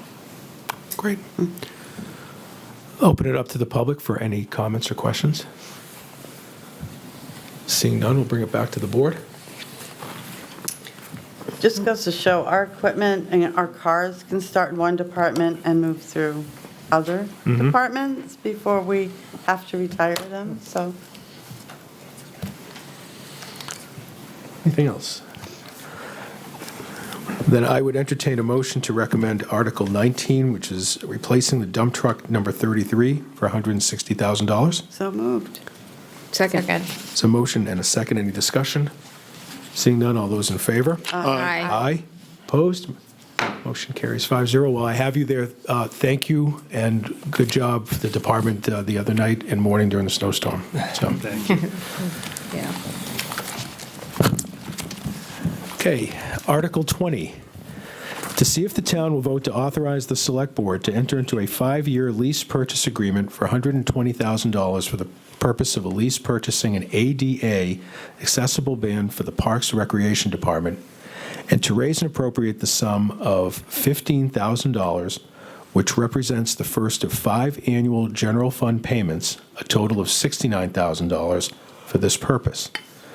The total cost of the van will be shared with the Recreation Revolving Fund, which will provide 50% funding, or $69,000, for the purchase over the 5-year lease purchase. The total sum to be raised from taxation will be $69,000. The total amount of the lease purchase is estimated at $138,000. This lease purchase will contain an escape non-appropriation clause. This sum to come from general taxation and recreation revolving funds. The estimated tax impact is 4 cents per thousand, or 43 cents per 100,000 assessed property value. A majority vote is required. Mr. Tovey, do you want to speak to this? Sure. Do you guys want the long version or the short version? I do have one of our senior council members with us too, Barbara, so I'd invite her to say anything she'd like afterwards. But this second van is definitely needed for our department. We currently only have one 15-passenger van that we use for our trips and programs and events. For those of you who don't know, we offer over 30 trips a year, and we're currently adding to that because they fill up so fast. So that is one of the main reasons. One of the reasons this van would help us out is to be able to offer it to more people, but it does have the capabilities to accommodate people with mobility issues. So not just individuals who use a wheelchair, but also people who use walkers. We do have those ambitious folks who join us on trips. But it is a fine line between safety concerns, someone trying to get in and out with some high steps into a van using a walker. So this would really help us out. We are going to be moving into the new multi-generational community center down at 10 Hampton Road. So this would be very beneficial to bring people who would normally be homebound and come down to participate with us at a program or a luncheon in that new fully accessible community center. I do want to just mention too that we would try to purchase a lightly used vehicle, just so we don't have to go out and purchase a brand new vehicle with a price tag like that. So hopefully that would save some money for the department as well. But there's a lot of potential uses for this. As you mentioned, we are looking to get a part-time senior coordinator, so we're looking to get that new building really, really busy all throughout the day. So getting people down to that center is very important, and we have data, and again, I don't want to give you the long version, although I'm probably already going on down that road, but Barbara, if there's anything you'd like to add, or... Good evening. My name is Barbara Disjardins, and I'm resident of Exeter for 27 years, and I'm also a member of the Senior Council. And I just want to comment on what David has to say about the ADA van and a senior program coordinator, which is desperately needed. Everyone knows that we're all getting older, and we need to have activities for our seniors in Exeter. Right now, we do have some programs, and however, they are limited because we don't have someone part-time to be able to dedicate their time to just developing interesting programs to be held at a senior center in Exeter. All the surrounding communities have them, and it's sad to see that Exeter is kind of falling behind.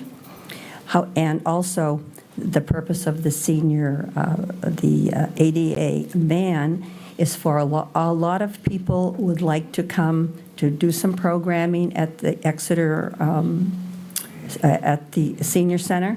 However, because transportation is an issue, they're not able to go on any of the outings at all, or go, or even try to go to the senior center, just because of all their mobility issues. So that's all I have to say, but it would be something that is I think is very highly recommended. And who knows, one of these days, I may be needing that ADA van to get from point A to point B.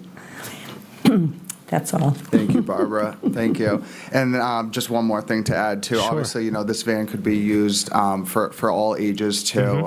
Anyone who needs those uses with the van. So if there's any other questions? I just have a comment, Barbara. First of all, thank you for coming tonight, and thank you for speaking. This is really exciting. When I first ran for the Select Board 6 years ago, that was one of my platforms, was to improve multi-generational activities, and understanding that there was a need to get some sort of building, and we were handed a gift by the individual that owned 10 Hamden, and also from the legislative body that voted to allow the town to purchase that building. And though we saw it last month that it needs some work, we're getting there, and it's really, really exciting to get working on a multi-generational building and to have this vehicle available to not only for anybody that has mobility issues, really. And I can attest to what you were saying, Barbara, because about 3 months ago, I was driving to Boston one morning and bombing down 95. I got excited to see the van, and as I passed it quickly, Not too quickly. it was packed. Yeah. I mean, there Oh, yeah. wasn't a seat, and I was really excited to see that. So Good. I'm in favor of this. I only have one question for Mr. Dean. I've seen this a number of times, so I'm intimately familiar with the funding, but to somebody coming in, I'm not sure, maybe it's me, if it's entirely clear. So I want to ask the rest of the board what they think. I understood it, but Okay. again, I have familiarities. So without the legalese, can you just run through the funding real quick? It's $69,000 from the revolving fund. Right, so the raise and appropriate on the sum of the $15,000 is the first of 5 payments that come from the general fund, and that includes principal and interest. So that is going to serve principal and interest throughout the course of that, lease purchase of 5 years. The revolving fund is the second half of the puzzle. The revolving fund is actually a non-appropriated fund, so the funds aren't raised by town meeting, but they are provided through the recreation revolving fund itself. Go ahead. I just have a question for David. So you implied that the current van that we own is not ADA accessible, but let's put a fine point on that. It is not ADA accessible currently. Correct. So we would have 2 vans. One would be ADA accessible and one would not. It would increase the capacity of our trips if you ran both vans, Yes. and it would make one of the vans accessible. Correct. Thank you. Yeah. Any other comments from the public? Questions? I just want to point out that, given all the language in there about where the funding has come from, that we still need to say that we're raising and appropriating $120,000, because, yes, that's what it costs, but we have different ways to pay for it. It's a statute that we have to tell people. So we can't just put up the $69,000 or whatever the total ends up being. Thank you for saying, because we're going to see that later in some other warrant Right, articles. so- Thank you for So bringing just that for clarification, I just want to make sure. Yeah. So it's saying 120,000. If they're able to purchase a vehicle for less than that, it would still be 69,000 coming out of the rec revolving fund, correct? We would, Because that's the number that's static there. if it's less than 120,000, what we would do is redistribute the 5 payments from the, including the general fund and the revolving fund, but we do that in a proportional way. Okay. So it'd still be 50%. Yes, Thank you. Okay, I'm good with that. correct. Thank you for that question. Anything else?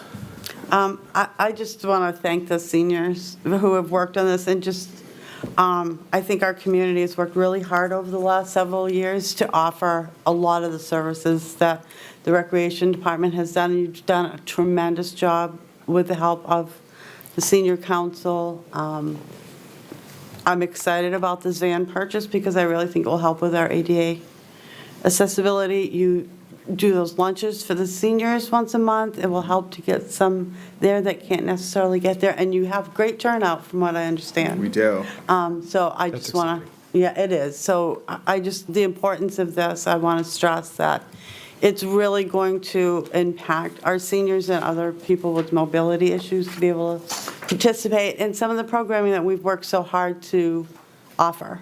So, thank you. Thank you. Anything else? Seeing none, I would entertain a motion to recommend Article 20, the purchase of the ADA accessible van for Parks and Recreation for $120,000. So moved. Second. It's a motion and a second. Any discussion? Seeing none, all those in favor? Aye. Aye. Opposed? Motion carries 5-0. Article 21, to see if the town will raise and appropriate through special warrant article the sum of $120,000 for the purpose of purchasing and installing 2 port electric vehicle chargers, which provides charging for 4 vehicles to be located in the downtown municipal lot.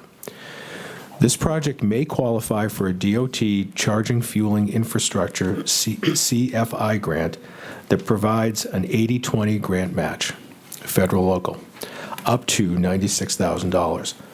The Notice of Funding Availability, NOFA, for this grant is typically announced in May.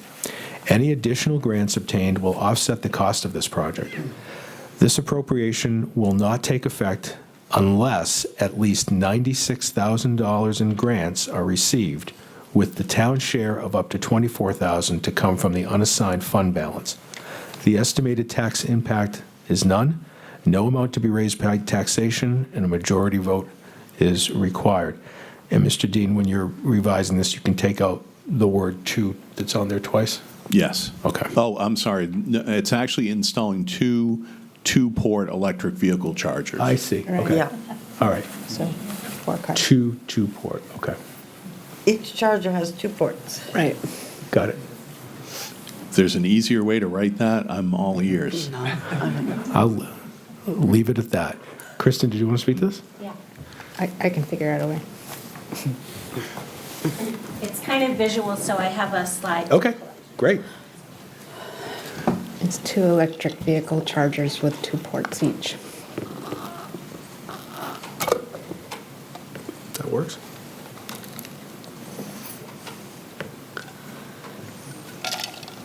Can I borrow the clicker?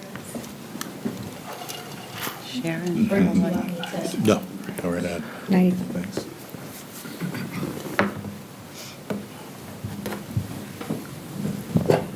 Good evening, all. Kristen Murphy, the Conservation and Sustainability Planner for the town of Exeter.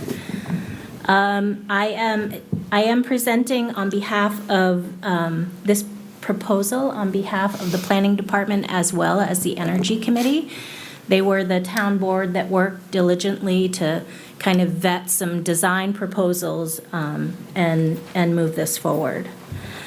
The Energy Committee explored, they did present alternatives before the Select Board in the past. You may remember that, those of you who were there then. They explored several locations, and basically to find a successful electric vehicle location, it's not just, it needs to be very walkable to the downtown. You want it to be, where traffic is heavy, so people feel like it's not very far to leave their vehicle and go down to downtown businesses. But we're also trying to minimize impact on downtown parking. So yes, as we mentioned, this is for two-port chargers capable of charging up to 4 vehicles. So let's see. So it's $120,000, and as mentioned in the warrant, this is grant dependent.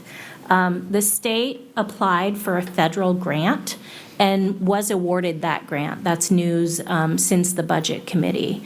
So the state did receive authorization for federal funding, which is really exciting. This proposal, so the state would then share, do a grant announcement throughout the state. Municipalities would have the opportunity to apply for that grant, and that grant would provide 80% of project costs with the remaining 20% to the grantee. So in this case, it would be $24,000 to the town. There is currently on the books an additional potential for an inflation tax credit. We don't know the future for that, but it is an option there. One thing that is kind of exciting is in the state's application to the federal grant, they included this project proposal. So they identified this as a high priority proposal in the state, included it in their application to the feds. That means to us, it's not guaranteed funding, but our proposal has been vetted and will meet all of the state's criteria in their future grant announcement.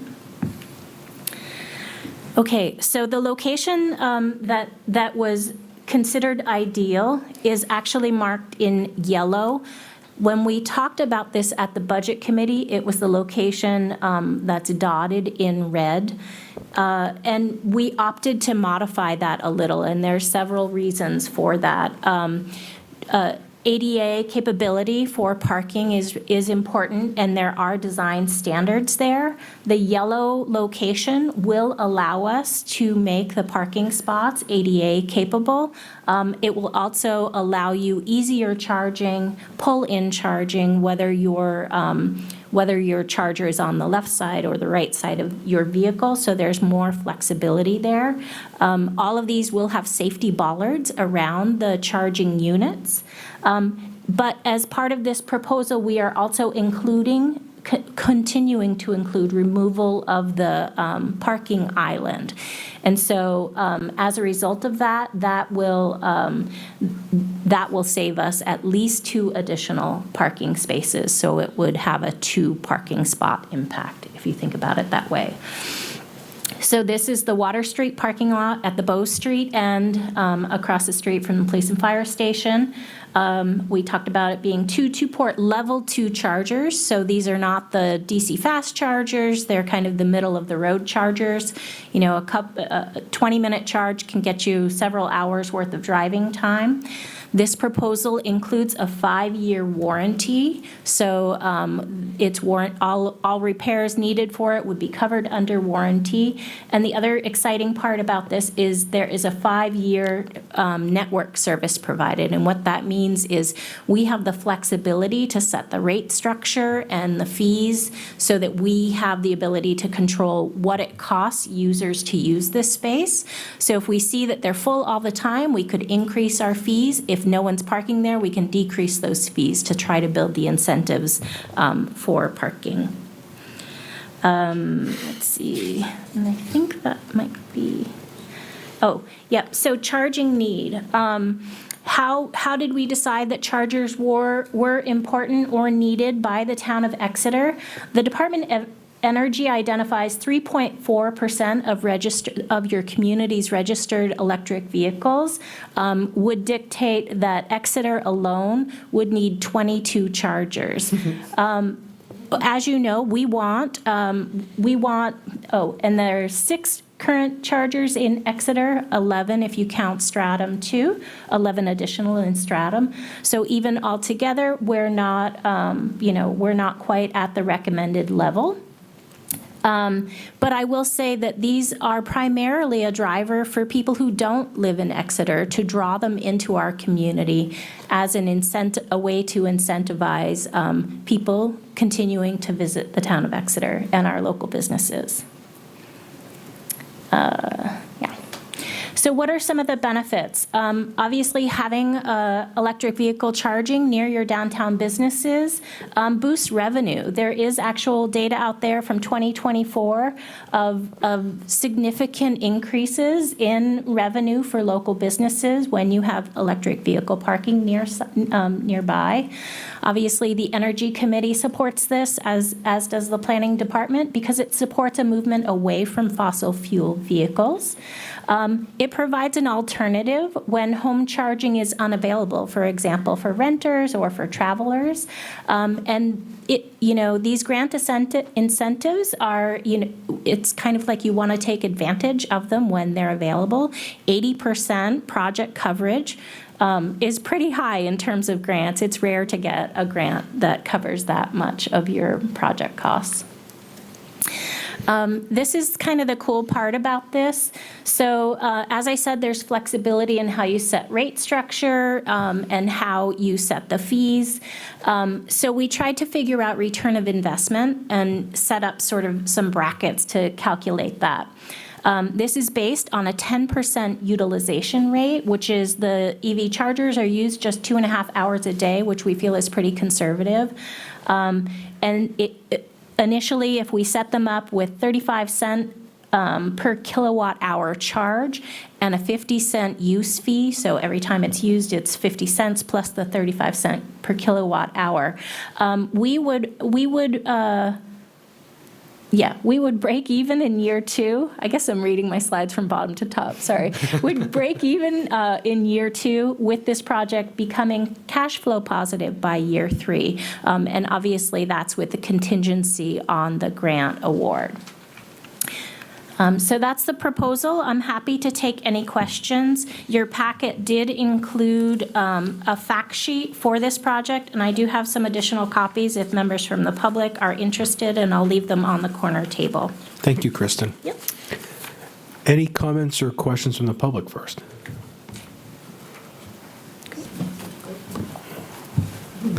Bring it back to the board? Yeah, if I could. So Kristen, the 6 in Exeter, Yes. does that include the private one off of, at the inn, right? Those are public chargers. The one at the inn is public?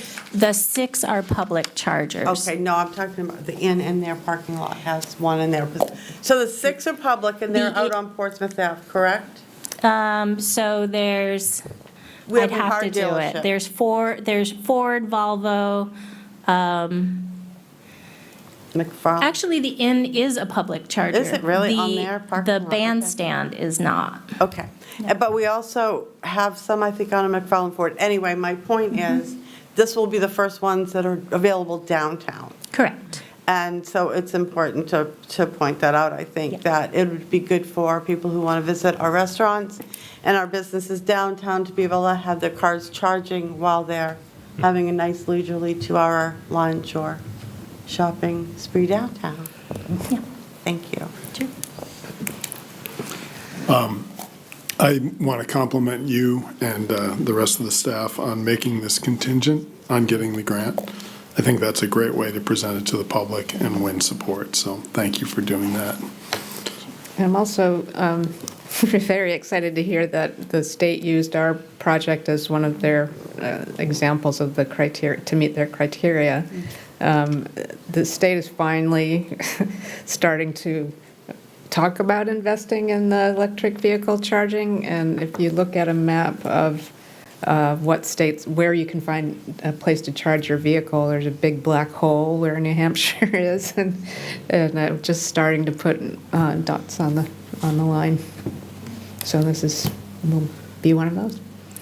And along that line, just to add, so we are members of Clean Energy New Hampshire, and it was their advocacy that got this proposal lined up. They made sure that we got it in before the state in time for them to get, consider that as part of their application. So we have a Seacoast circuit rider who helps us. They're available to us at no cost other than our membership fee to assist us with grant applications, with locating funding opportunities. So. Could I just put Please, one more, yes. or ask one more question? My understanding was, when this was vetted, one of the questions or concerns was, what if people are parked in those spots beyond the charging time, but we have something in place for that, so that you wouldn't be losing funds and make this profitable, or at least break even? Can you explain a little bit about that? Yeah, I'd be happy to. So you can, as I mentioned, there's flexible rate structure, so you can set it up any way that you want. We want them charging people the entire time that they're parked there. But if their car is full and they remain parked there, we can impose a fee. So that would be a disincentive for them to leave their vehicle there. Thank you. Yeah. Great, thank you. Any other questions or comments? Okay, seeing none, I would entertain a motion to recommend Article 21, the public EV charging facility, at $120,000. So moved. Second. Any discussion? Seeing none, all those in favor? Aye. Aye. Opposed? Motion carries 5-0. Thank you, Kristen. Article 22, to see if the town will vote to raise and appropriate the sum of $100,000 to be added to the sick leave expendable trust fund previously established.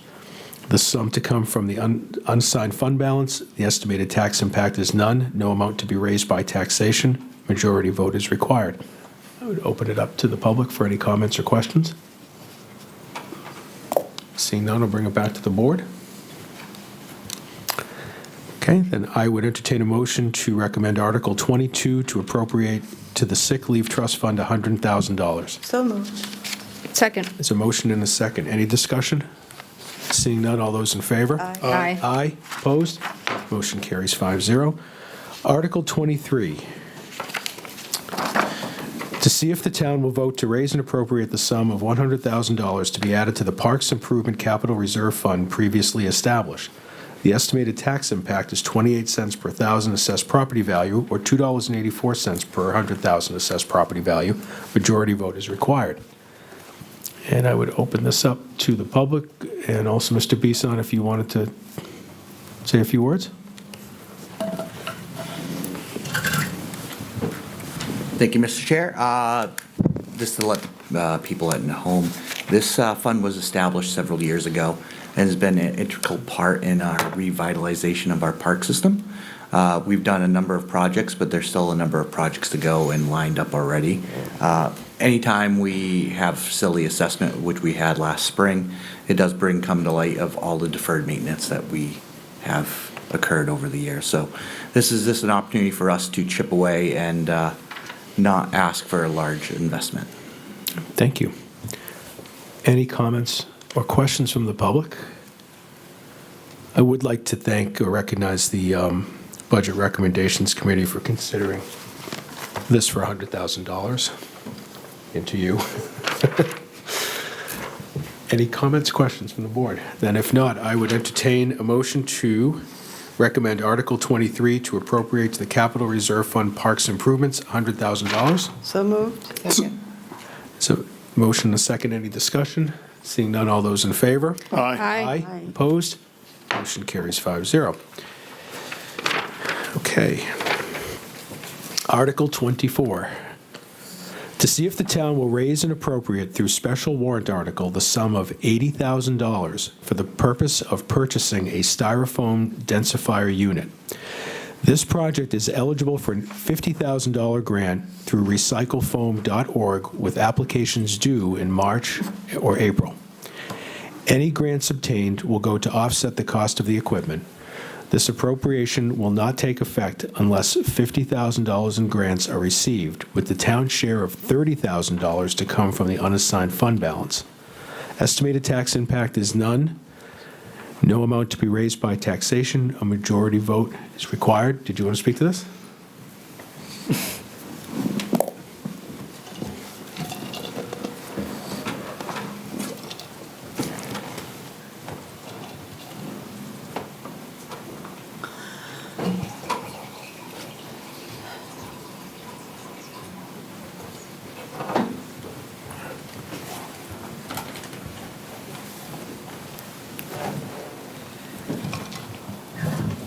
Thank you. Kristen Murphy, Conservation and Sustainability Planner for the town again.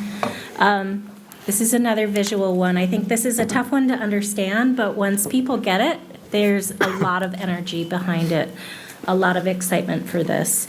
This is a joint proposal between the Planning Department and the Sustainability Advisory Committee, and it's driven by a desire to divert as much waste as possible from our landfills, as well as providing an option for residents for their styrofoam.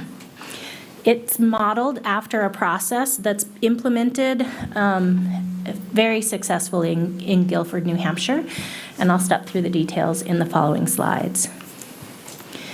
As mentioned, this is an $80,000 project, but there is a $50,000 grant available for this, so the cost to town, because this is grant dependent, would be $30,000. There's additional income that I'll explain in a minute, and savings through the use of this item. Okay, so what's included in this grant, in this project proposal? It's a 20-foot by 8-foot locking container, just a metal shipping container type unit, a densifier, which is inside that unit with an exhaust fan, and then supplemental space to the side. You can see it there. You can see it here for storage of loose styrofoam before it's processed.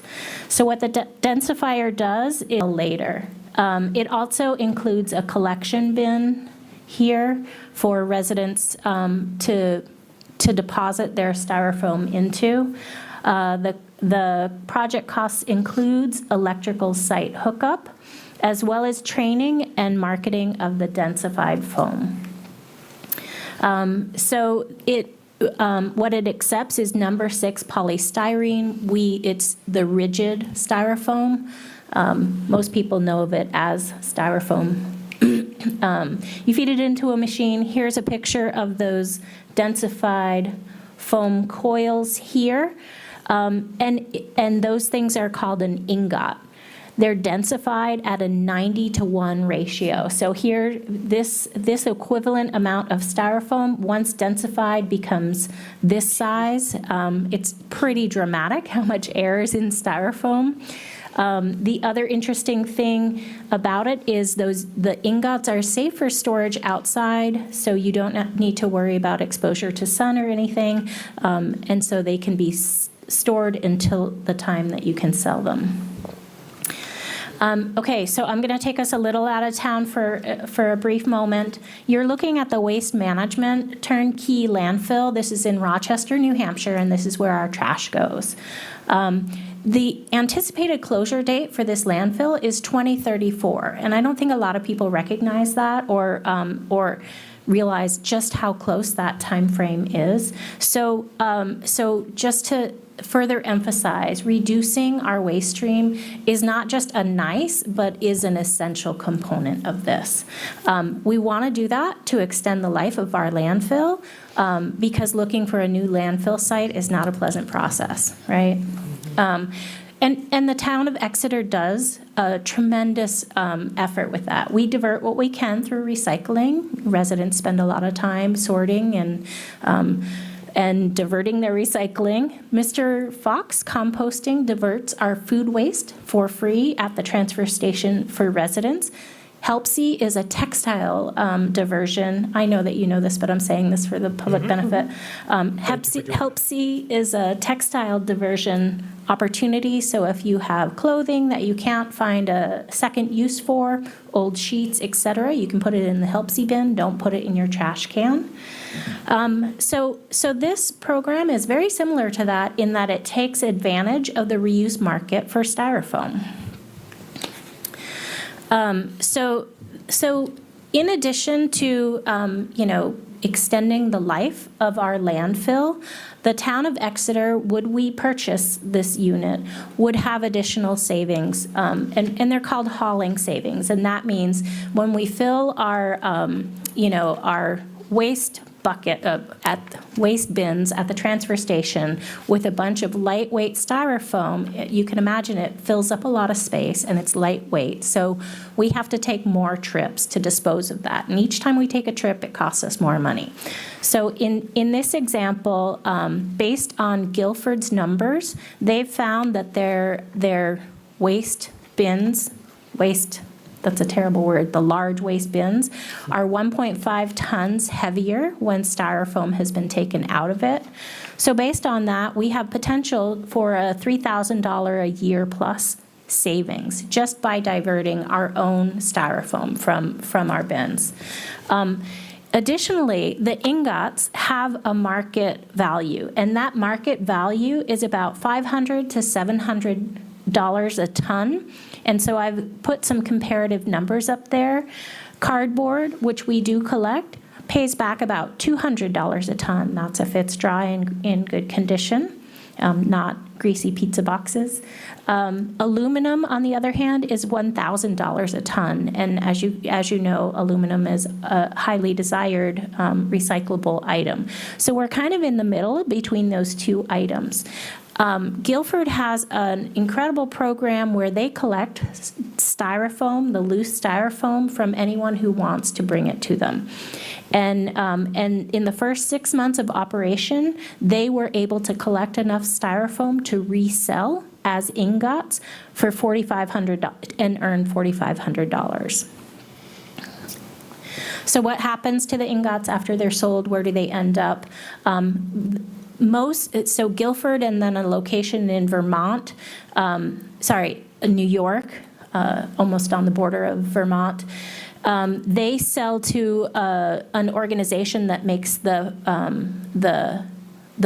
solid, rigid styrofoam wall insulation. That's in the upper right-hand corner there.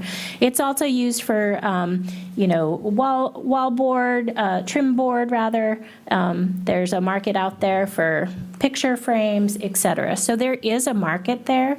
The beauty is the organization that we would purchase this unit for free provides marketing for you if you want to take advantage of it. You're not required to, but it's great to have someone in the business who knows where to get you the best deal. As I mentioned, Guilford collects from anywhere. They envision this hub and spoke approach where the organization or community holding the densifier is the hub and other communities bring to them. So you're not just diverting for your town, you're diverting that styrofoam waste for a large number of communities. And then the hub town sells the product. The beauty of that is you can decide how many towns you collect for. We know pretty confidently that the town can handle with existing staff and not additional workers processing our own styrofoam. How much we can handle from other communities, we would have to work out. But we have the ability to manage that workload. So this is the fun part. The Sustainability Advisory Committee, to sort of test this model, held a styrofoam collection event the first weekend in January, right after the holidays, hoping to capitalize on peak retail season. In just 2 hours, we had 62 residents participate and show up with styrofoam in their vehicles. We filled 11 super sacks, which, area-wise, footprint-wise, if you envision washing machines, that's like 11 washing machines, but they're taller than that, filled with styrofoam. And I just did a rough estimation. That would probably be the equivalent of 75 blue bags. That's assuming everyone got together and shared blue bags. That's not how it works. So every household probably is not talking to their neighbors. So that's a very conservative estimate. The most asked question at that event was, when are you going to do it again? And I've had a number of communities reach out to say, is Exeter going to do this regionally? A number of communities saying, let's partner on these collection events. So it was a freezing cold day, I will say that, and then I won't say much more, but it was a freezing cold day. The happiness that people had, and Dan can attest to this, the happiness people had to get rid of their styrofoam was infectious, I would say. People really feel burdened by this product. So that's it. Again, as with the EV chargers, I have some fact sheets. Those were included in your packet. They're available online, but for those in the room, there's some copies here, and I'm happy to answer any questions. Well, I applaud yet another initiative of the Sustainability Advisory Committee to decrease our solid waste. This is exciting. I'd like to open it up to the public first for any comments or questions. Mr. Chartrand, I know you were there. Infectious is the right word. People were very excited to be able to not only get this out of their hands, but get it into a stream where it was creating a usable material instead of clogging the landfill. I want to thank Kristen for all the environmental scanning she does as one of our staff. She's the one that found this idea. She brought it to the Sustainability Advisory. That group of outstanding volunteers embraced it immediately. They saw the potential. And it's an exciting initiative. Again, I love that we're making this contingent on getting the grant. So if we don't get the grant, even if we vote this through, it doesn't go forward. So we're not asking the town to front all the money. We're only asking for $30,000 from unassigned fund balance, so no additional taxes. It's a really outstanding proposal, and Kristen, thank you again for your work. I want to thank Wayne Allman at the Public Works Department who hosted us that day. He was there the entire time. It was extremely cold. He was there on his day off, and he was very excited as well. And a very gracious host, Steve. I haven't had a chance to tell you how much we appreciated his work that day. Great town employee. A great example of, the kind of town employee that we're working to retain. There's a spirit and a esprit de corps out at Public Works that is wonderful, and we can't afford to lose any of these folks. Kristen, again, thank you for finding this project and bringing it to us, and thanks to the Budget Recommendation Committee.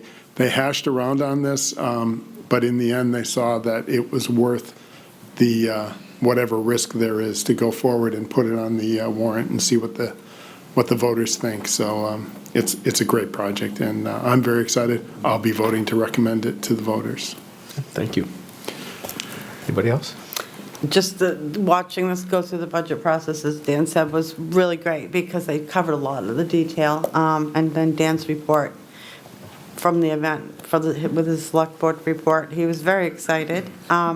And I'm always happy to see anything that's going to reuse, repurpose our waste.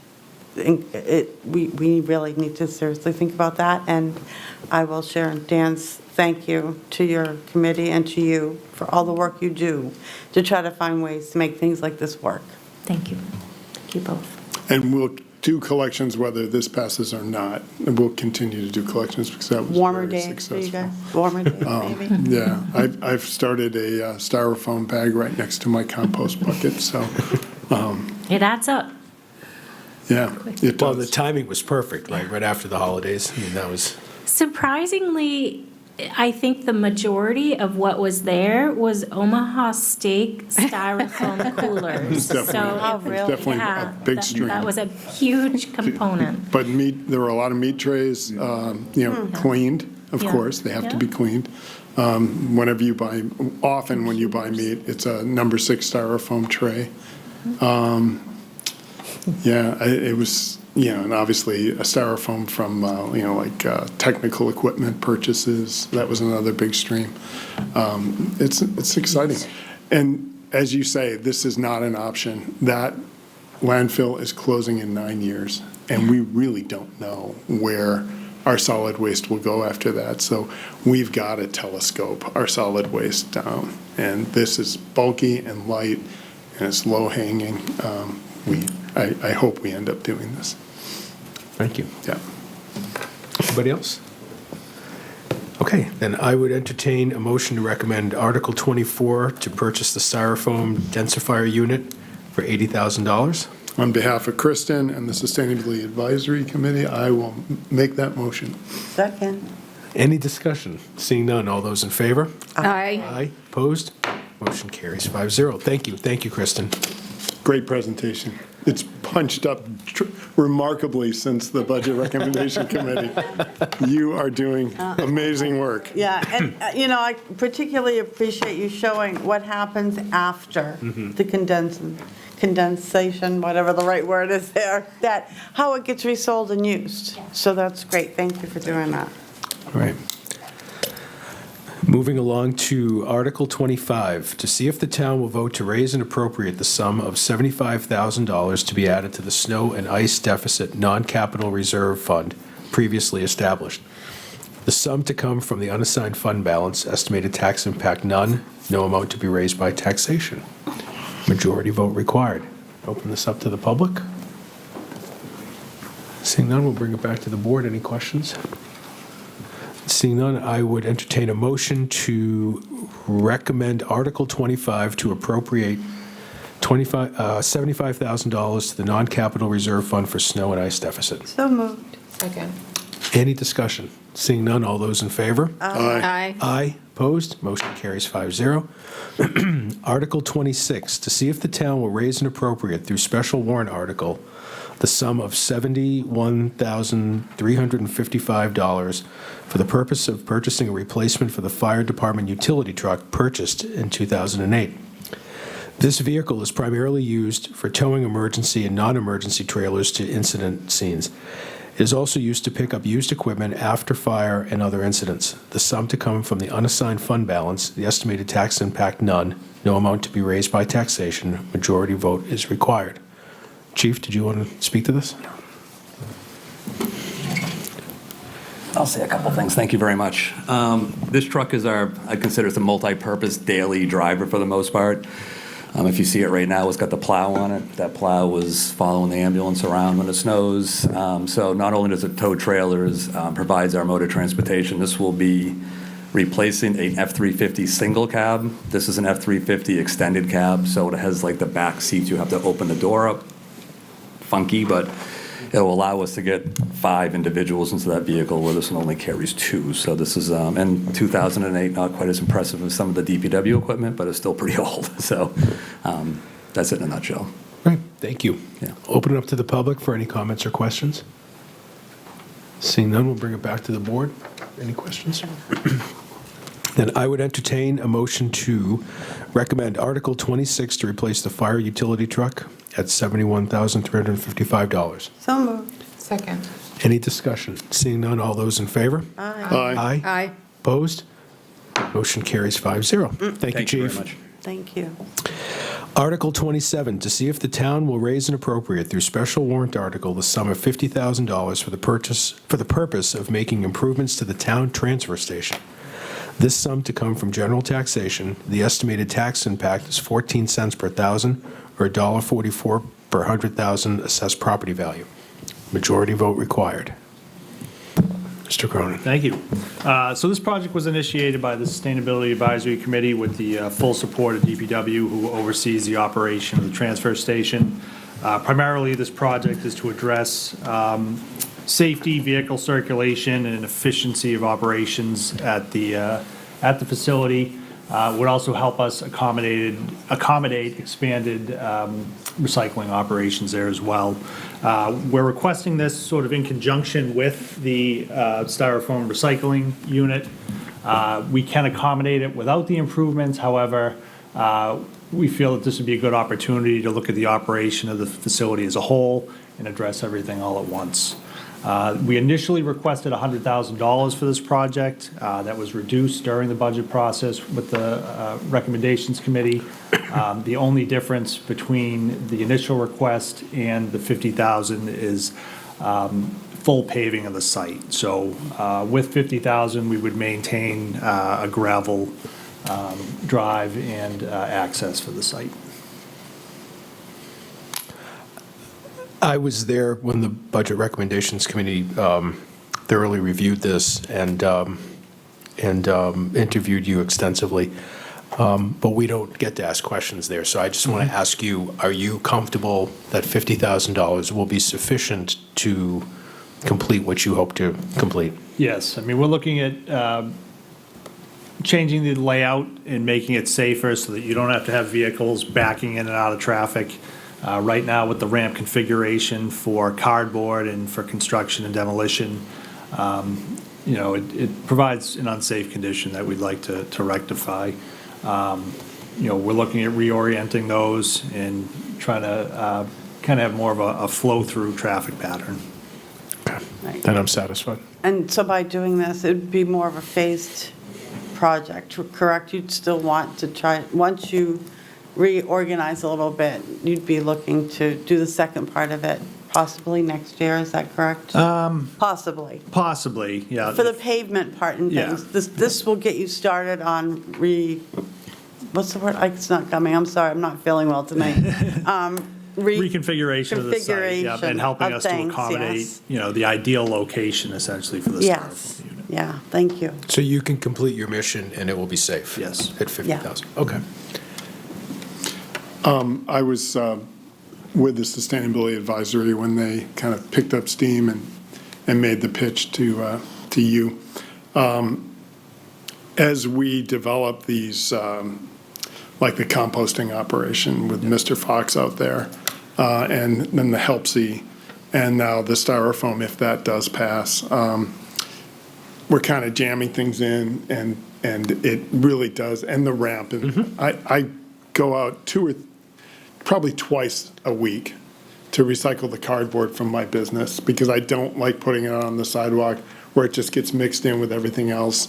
So I actually go out there and put the cardboard in the cardboard area so that we can generate the funds for that instead of paying to have it hauled away as mixed recycling. So I've used the transfer station a lot over the last 5 to 10 years. And that ramp is a danger. A mild one. It's not like, but you are backing out into traffic as you come off the ramp. So reconfiguring that. The other thing that I had hoped for was a better structure to cover the cardboard recycling bin. Right now, we have a very cost-effective, sort of vinyl cover that rolls back and forth. It's a little cumbersome. Sometimes I don't get to put my cardboard in there because it's raining or, so I don't know if we're going to get that with the 50,000. So that would be, I would love to put a marker down on at some point, getting that cardboard bin covered so that if it gets wet, it's not saleable. But getting that site organized, I think, is the first step. Getting whatever paving you can get done to help organize it. Getting the Mr. Fox and the Helpsy and hopefully the Styrofoam in, good flow. That's kind of that's what the Sustainability Advisory Committee was pushing, so. I mean, with Mr. Fox, we've had definitely an increase in utilization. We see over 20,500 vehicles per year at the transfer station. For composting? For everything. Oh, for everything. So that's 1,700 vehicles a month. So that's quite a bit of traffic through there. Anyway. Any questions or comments from the public? No. Okay. If there are no other questions or comments, I would entertain a motion to recommend Article 27 for transfer station improvements, $50,000. So, Second. Any discussion? Seeing none, all those in favor? Aye. Aye. Opposed? Motion carries 5-0. Excuse me. Article 28, to see if the town will vote to raise and appropriate the sum of $25,000 to be added to the ADA non-capital reserve fund previously established. The estimated tax impact is 72 cents per thousand assessed property value.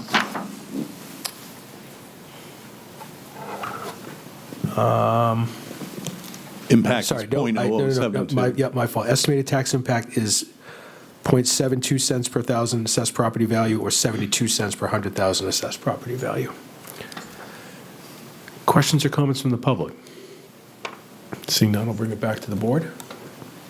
Just happy that we're funding the ADA fund, making little headways here and there. I would entertain a motion then to recommend Article 28 to appropriate to the Capital Reserve Fund, ADA Fund, $25,000. So moved. Second. Any discussion? Seeing none, all those in favor? Aye. Aye. Opposed? Motion carries 5-0. I'm going to get this. Article 29, to see if the town will vote to establish a non-capital reserve fund under RSA 35:1-C to be known as the Sesquicentennial Fund for the purpose of planning events and celebrations for the Sesquicentennial of the United States of America, and to raise and appropriate the sum of $5,000 to be placed in this fund, and further, the Select Board shall be named agents of the fund and be authorized to make expenditures from the fund. The estimated tax impact is .014 per thousand assessed property value, or 14 cents per 100,000 assessed property value. Majority vote required. Any questions or comments from the public? Do you want to say a word? Yeah, actually, the committee, the Sesquicentennial Committee met for the first time today. Wonderful. And we talked about, let's be part of my report too. It was an orientation. There were a couple people there that were surprised we were having this committee, but we brought them on board. And I mentioned that we did have the funds to help us, either put a down payment on something that we decide on further, and that our goal is to make these events tied with different community groups or businesses or nonprofits. And that this $5,000 will help us do that. And one of the things that came out of it was that this committee needs to have a brand, much like the bicentennial did, and the town's bicentennial, no, the federal bicentennial and the town's bicentennial. So we want, it's just a logo that we can put on things, or other people can put on their things. So that's what this $5,000 is for, is just to get us up and running so that we can plan for if there are any costs for our 2026 budget. And also setting up the fund, we'll be soliciting donations. Great. That will offset next year's budget, so. Terrific. Well, thank you, and I'm glad you finally met. Move forward. Yep, we have some great people came in. Good. Any comments? Public? I just have a question. Please. Julie, did this come up at all about possible money for grant fund matching? Yes. It Yeah. was discussed? Good. Yeah. Yes, we have a couple people that are familiar with grant writing and grant finding. Oh, that's great. Terrific. Good. Thank you. The other aspect I should let you know is that one of the things in the charges for the committee was to work with the state. And the state budgeted a couple of years ago enough money to create a website that we can add our stuff to. So it will be, what we do will be broadcast across the state. But that's the limits of Probably what coming to the you. state, they're glomming on to what communities are doing. Great. Well, I would entertain a motion to recommend Article 29 to fund the Sesquicentennial Fund $5,000. So moved. Second. Any discussion? Seeing none, all those in favor? Aye. Aye. Opposed? Motion carries 5-0. And Article 30, to see if the town will vote to raise and appropriate the sum of $3,750 to be added to the Swayze Park Expendable Trust Fund previously established. This sum to come from unassigned fund balance. This amount is equivalent to the amount of permit fees collected during 2024 for use of the Swayze Parkway. The estimated tax impact is none. No amount to be raised by taxation. Majority vote required. Any questions or comments from the public and/or the board? I have none. Seeing none, then I would entertain a motion to recommend Article 30 to appropriate to the trust fund, Swayze Parkway Trust Fund, $3,750. So moved. Second. Any discussion? Seeing none, all those in favor? Aye. Aye. Aye. Opposed? Motion carries 5-0. We need to do Article 31 after we close this hearing, because we need to open another public hearing per statute to discuss this. So we're going to jump to Article 32, which is a petition article. On the petition of Jerry Hamill and other registered voters of the town of Exeter, New Hampshire, to see if the town shall vote to discontinue the Community Revitalization Tax Incentive Program, RSA 79E, adopted by the town of Exeter in March of 2014. The program was used to give tax incentives to owners and investors in certain districts to spur revitalization of property. With property values more than doubling in the past 10 years and the lack of needing incentives to renovate, we feel the incentive program should be discontinued so that taxes on all future projects can be utilized by the town and citizens instead of investors. Mr. Hamill, do you wish to speak to your petition?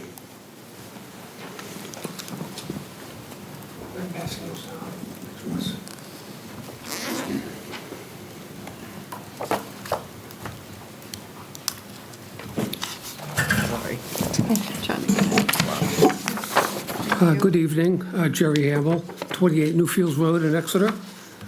Basically, I'm just here tonight to give an explanation of why we put on this citizens petition. Back in 2014, this petition was adopted by the town. At the time, we were just coming out of a recession. The economic climate was slowly moving along. Home sales were quite a bit sluggish in Exeter and in the rest of the country. So we initiated this plan to give investors an incentive to actually renovate buildings in town.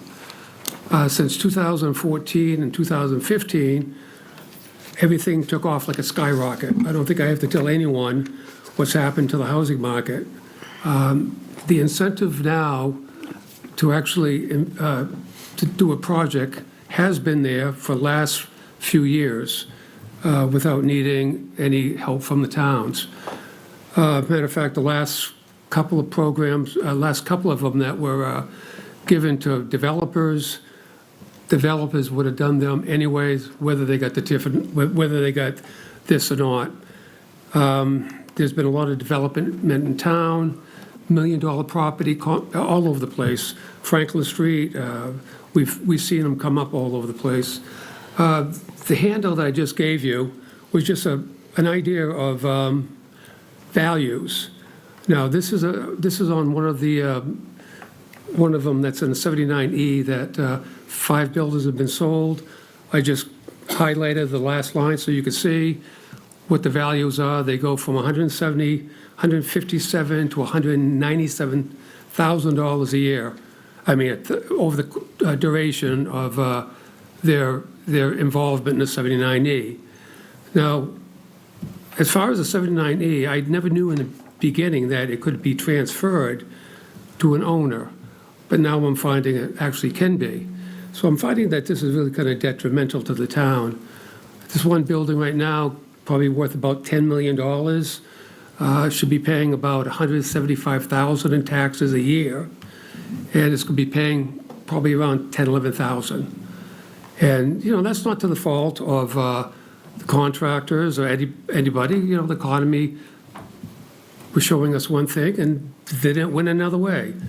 So I just think that this should be actually put to rest now. I think in 2014, it may have been beneficial, but I think we're losing a lot of tax money, as you can see right now. And the other thing, do not blame the contractor or the investor for taking advantage of this program, because it's there. And it's the same as a marketing tool. They're using this now as a marketing tool to sell the properties. And quite honestly, I understand that 100%. So I just think it's time for this project to actually be taken off the books. And I hope with the information I'm showing you, that you'll agree with me and hopefully will support this article. Thank you. Any questions for Mr. Hamill? I just have a couple of comments. I agree with you. It's time to retire it for now. It may be something we want to bring back if conditions change, but probably target it very closely to a district that needs revitalization. So I'm not against this citizens petition. It is important to note that the tax savings are for a specific number of years. It's not in perpetuity. Right, correct. So I did want to make that point. Right, and on this project here, I think I was told it was 9 years, but that couldn't be verified, so Yeah. that's why I didn't want to bring up the length of And time. it's important not to cite specific projects, so I appreciate your discretion there. Exactly. But yeah, typically, Mr. Chair, is it true that we don't recommend citizens petitions that don't have dollar amounts attached to them? We are only supposed to, well, we legally have to recommend a citizen's petition if there is a dollar amount that is appropriated. If there's no money appropriated, then the board does not have to vote to recommend. Thank you for that clarification. I assume that this is going to have broad support, Jerry, whether the board takes a vote on recommendation or not. I will be voting yes on this, and I appreciate your work as a citizen to bring this petition and retire this tool that we used, I think, very skillfully initially, but is no longer needed now. So thank you for your work as a citizen. Okay, thank you. Thank you, Mr. Hamel. Are there any members of the public that wish to speak to the petition? Okay, seeing none, we'll move on. Article 33, petition article.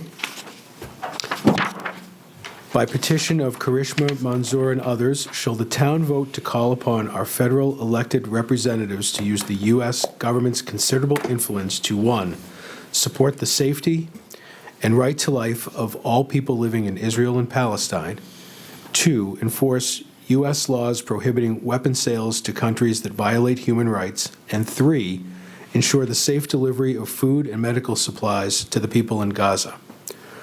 While many Americans struggle to live from paycheck to paycheck, many are homeless, children are going hungry, elderly people are unable to afford to heat their homes, and millions of Americans don't have health insurance, our government spent over $90 million of New Hampshire tax money in 2024 to buy weapons for Israel.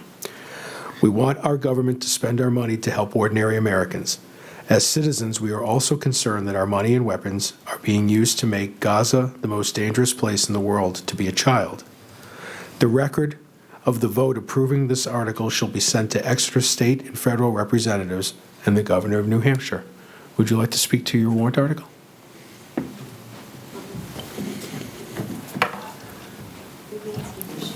I can pass those on.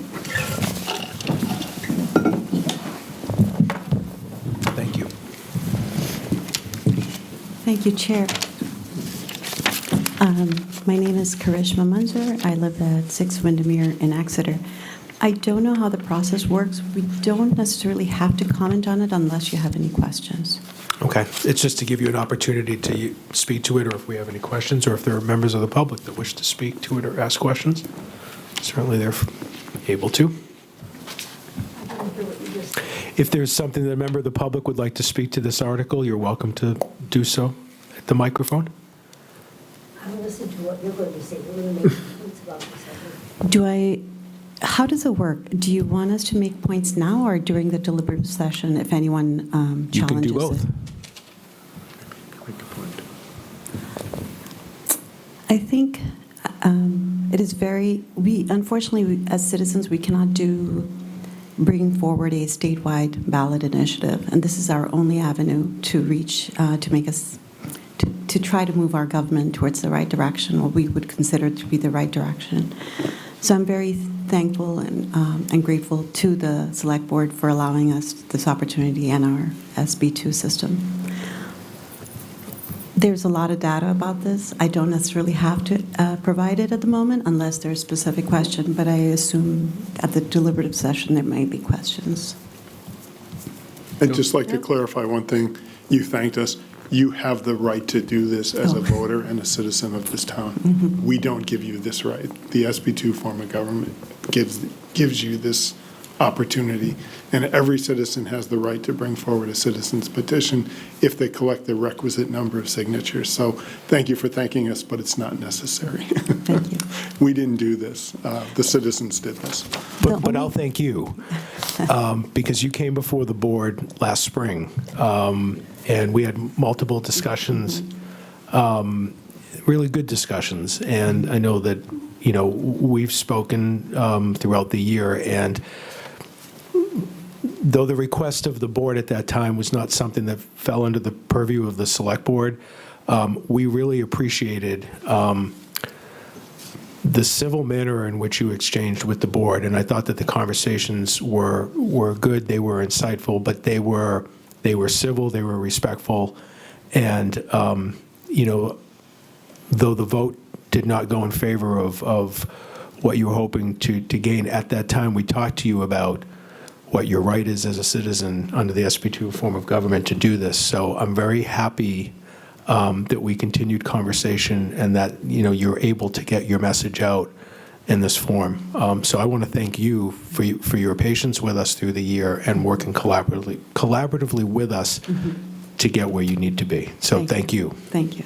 And we only needed 25 signatures to bring it to the ballot, but we received overwhelming support, actually. Great.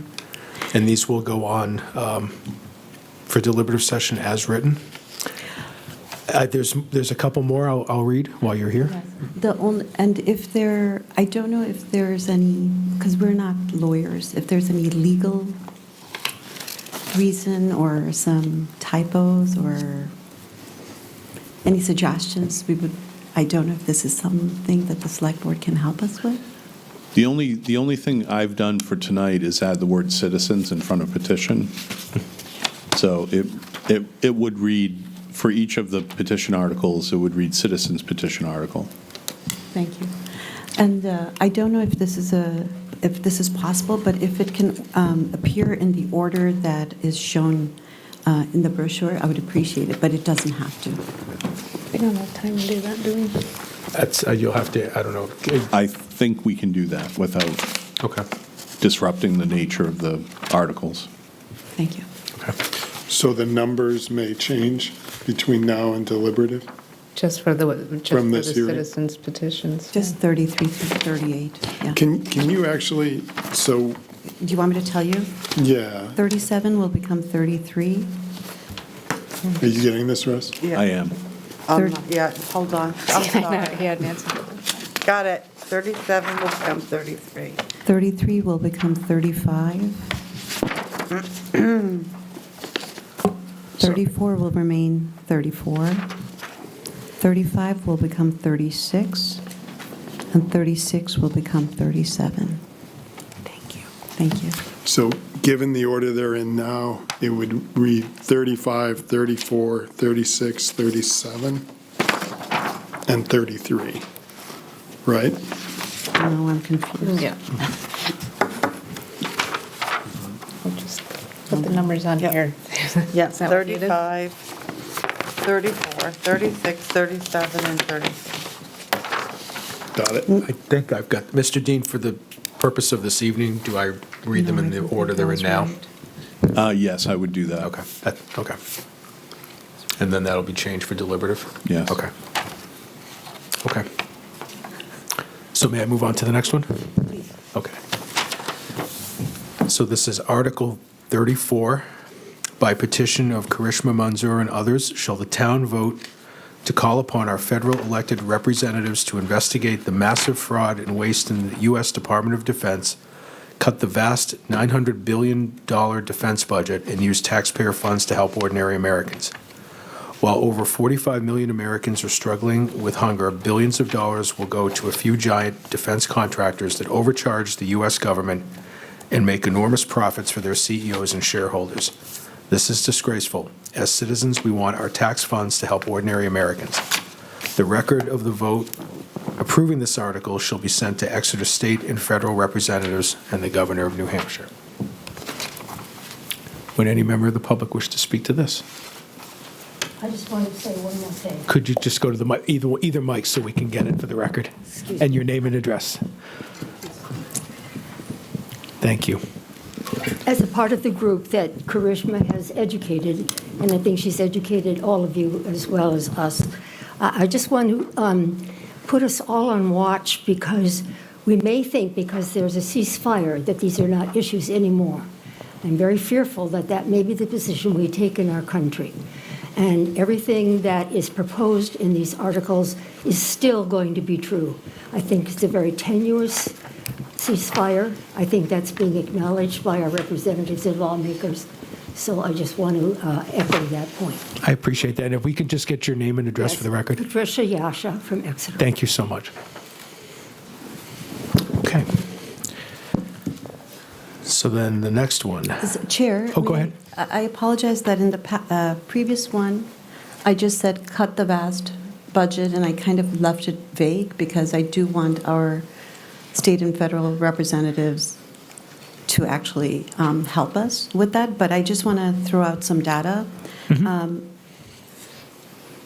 At no additional cost, we can reduce excessive Pentagon spending by 15%, which will cut the budget by about $140 billion, and we can use that savings towards supplemental local school budgets, which will be $40 billion, renewable energy, $20 billion, universal pre-K, $40 billion, and chronic childhood hunger worldwide, $15 billion, and end homelessness in the United States, $20 billion.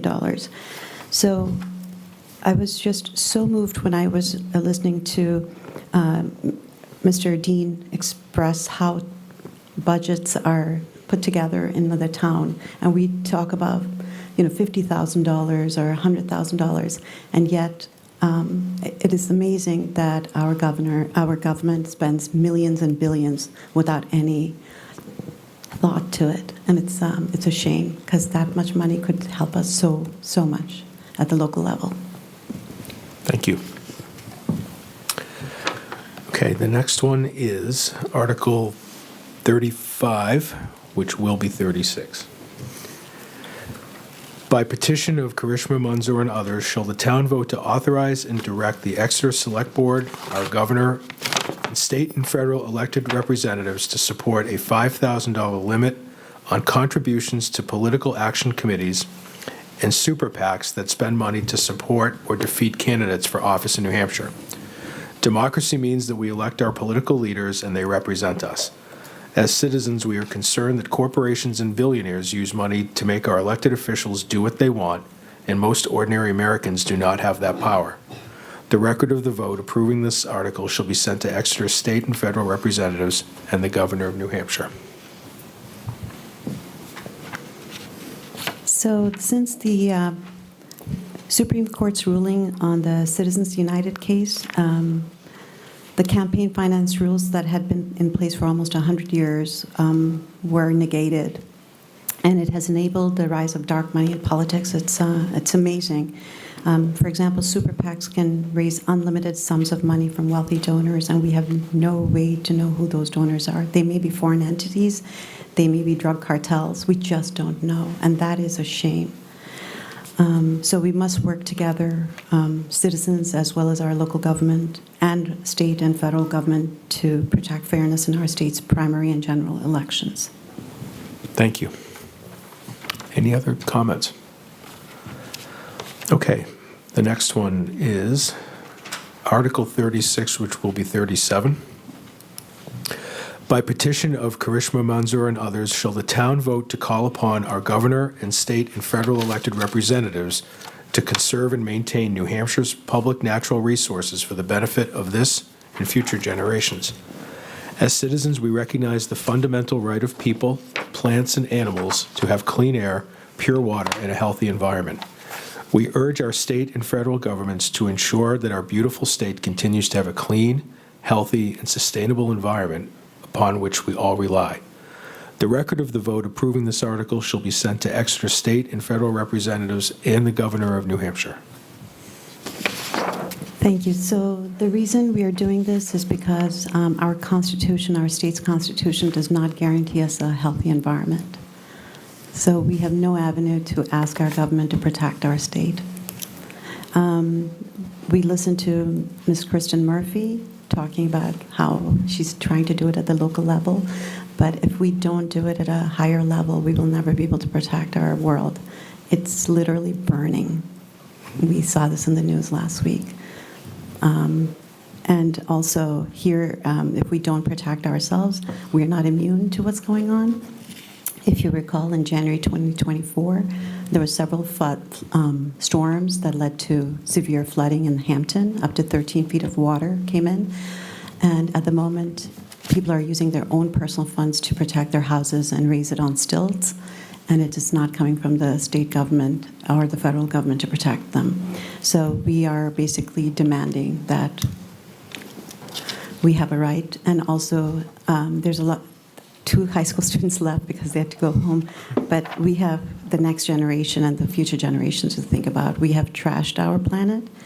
We have basically turned our lakes, rivers, and forests like an open sewer.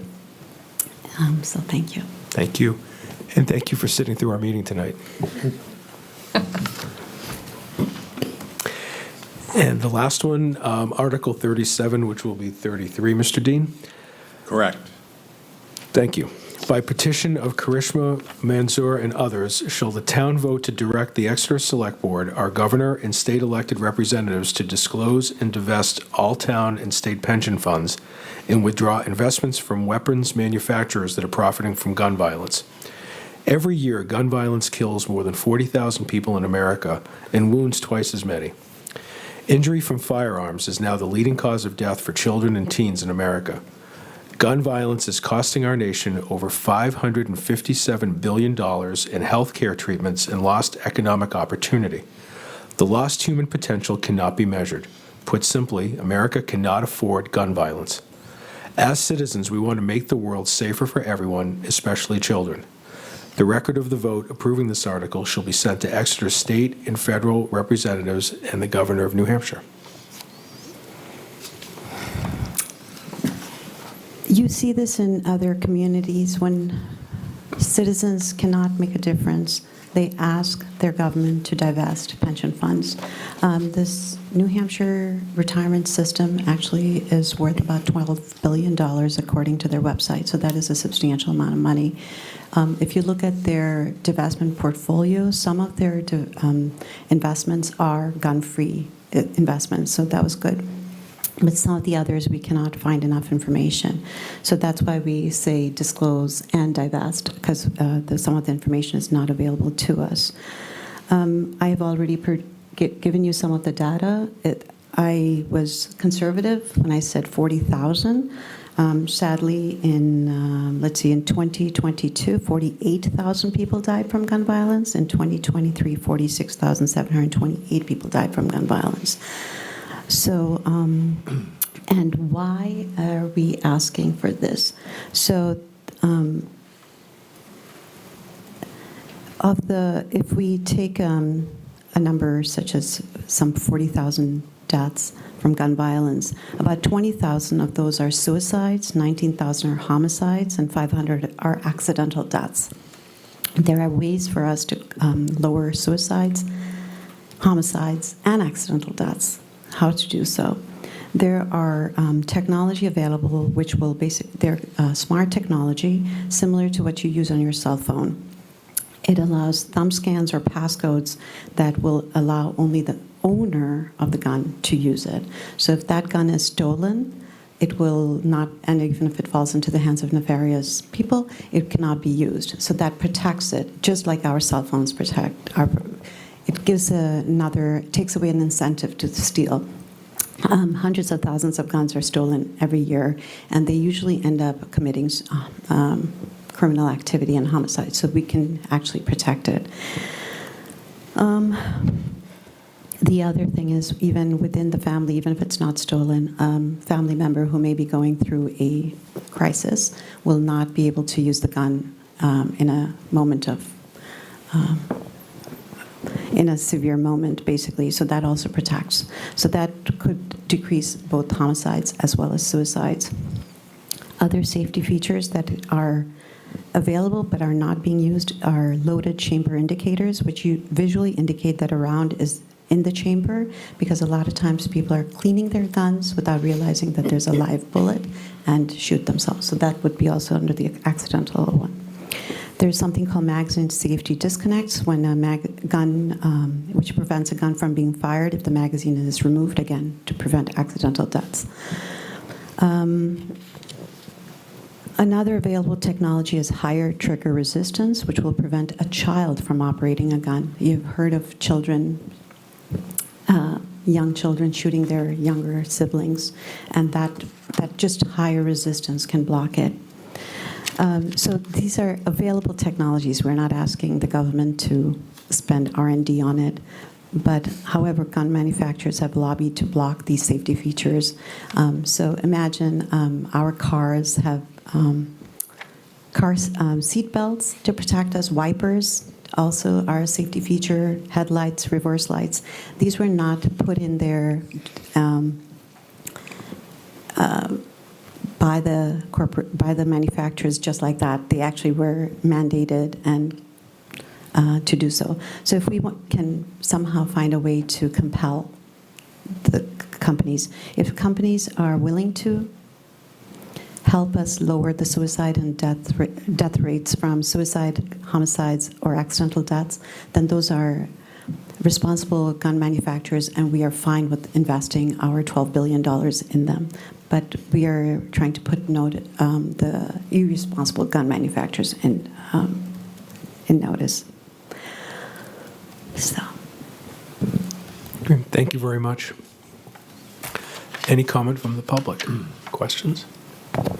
Yeah, I just want to quickly mention, so these are topics we're talking to fellow, citizens in Exeter and beyond, that we feel a lot of people feel passionate about it and they are concerned about it, but when campaigns go statewide and national, they usually never rise to the top of being the one deciding factor who's going to be voted into office.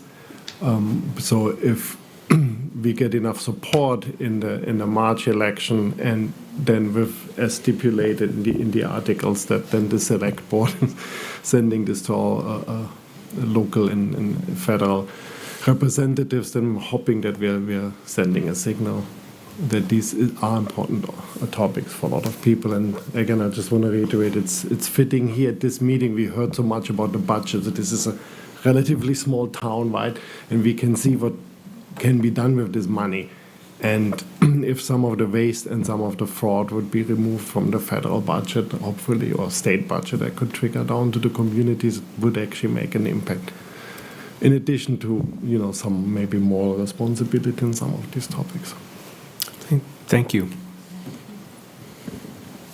I couldn't hear you, so I can't really contribute. I'm so sorry.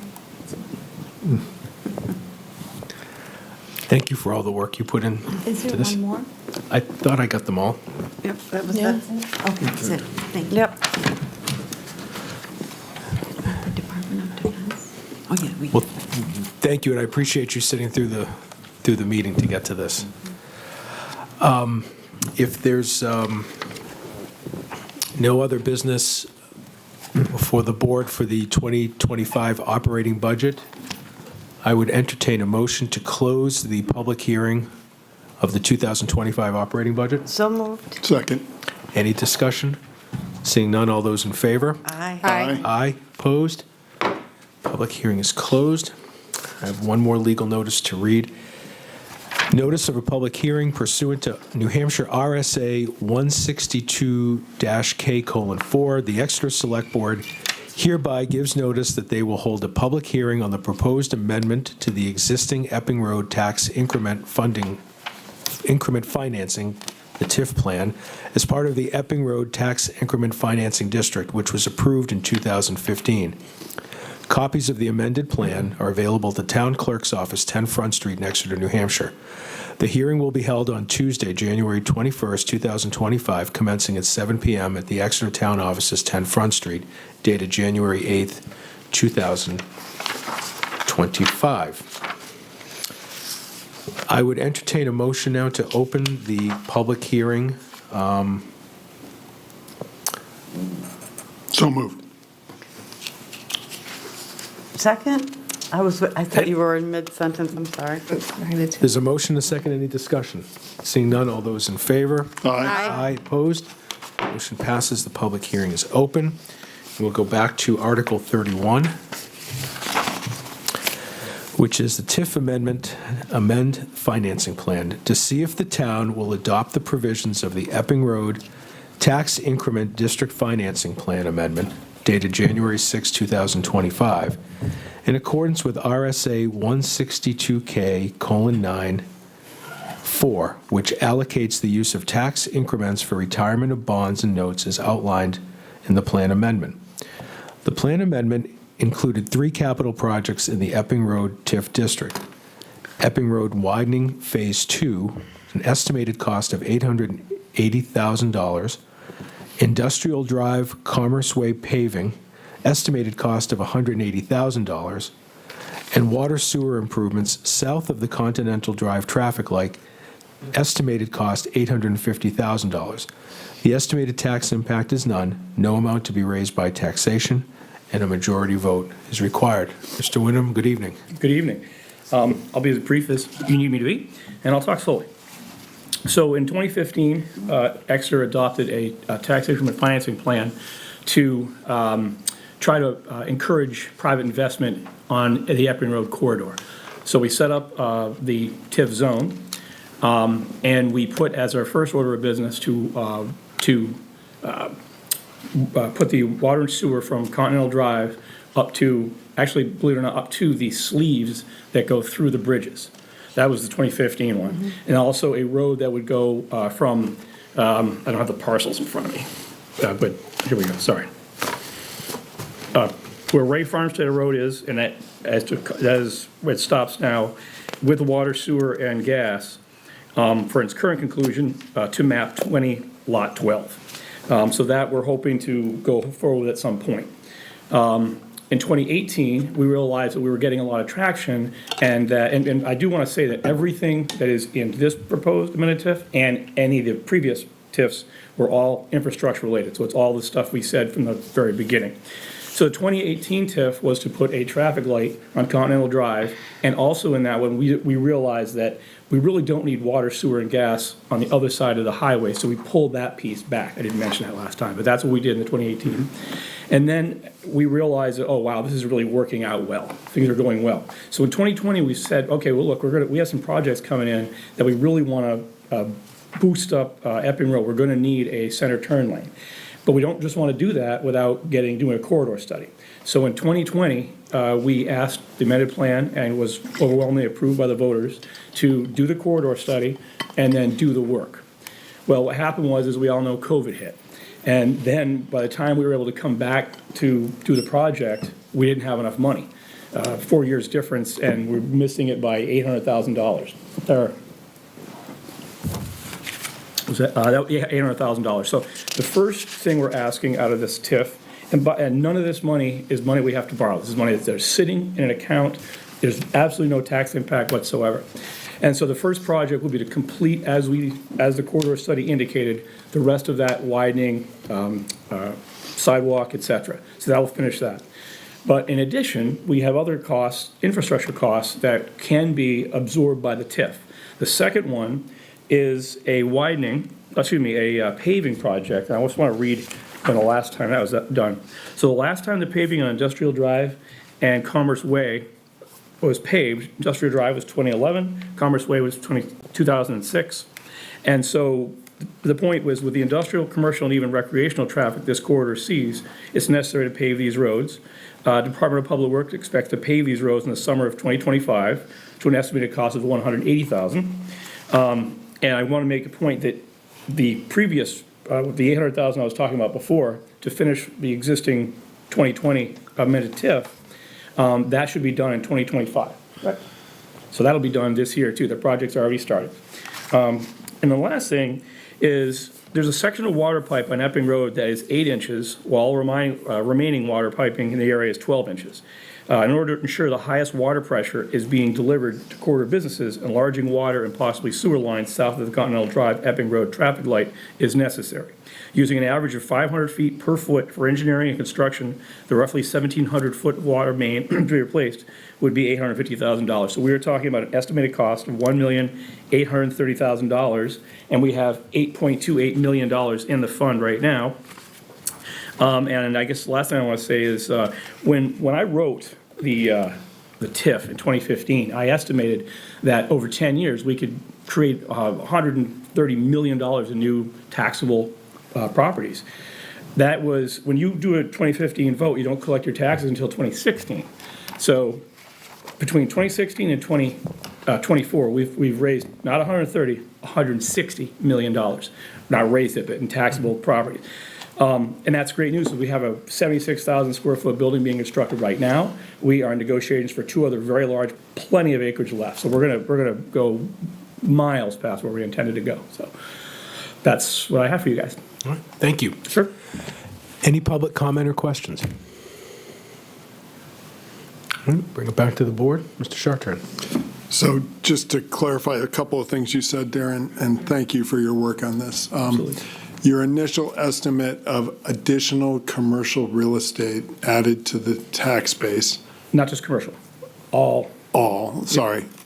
Both residential and commercial, because, there are residential projects as well, was $130 million added to the tax base. Yes. When we dissolved the TIF. Yes. Obviously, we haven't done that yet. We have a bond through 2028. We can't do that. But when this TIF is wrapped up, there will be a significant amount of property that will be added to the tax base to help pick up tax obligation and relieve residential property owners of tax obligation to some degree, incrementally. Yeah. So that's why we did the project in 2015.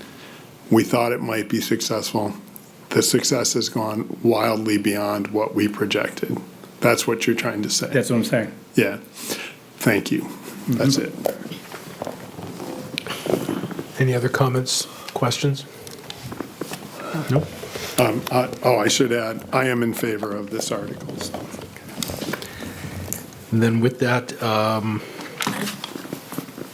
I would entertain a motion to recommend Article 31, the TIF amendment and amend financing plan. I will make that motion. And I will second that motion. Any discussion? Seeing none, all those in favor? Aye. Aye. Opposed? Motion carries 5-0. Thank you. Thank you, Mr. Whittam. And I would entertain a motion to close the public hearing on the proposed amendment to the existing Epping Road TIF plan. So moved. Second. Any discussion? Seeing none, all those in favor? Aye. Aye. Aye. Opposed? Motion carries. Before we move on to regular business, Madam Moderator, I don't know if you wanted to talk about deliberative session. You're good? Say just a word.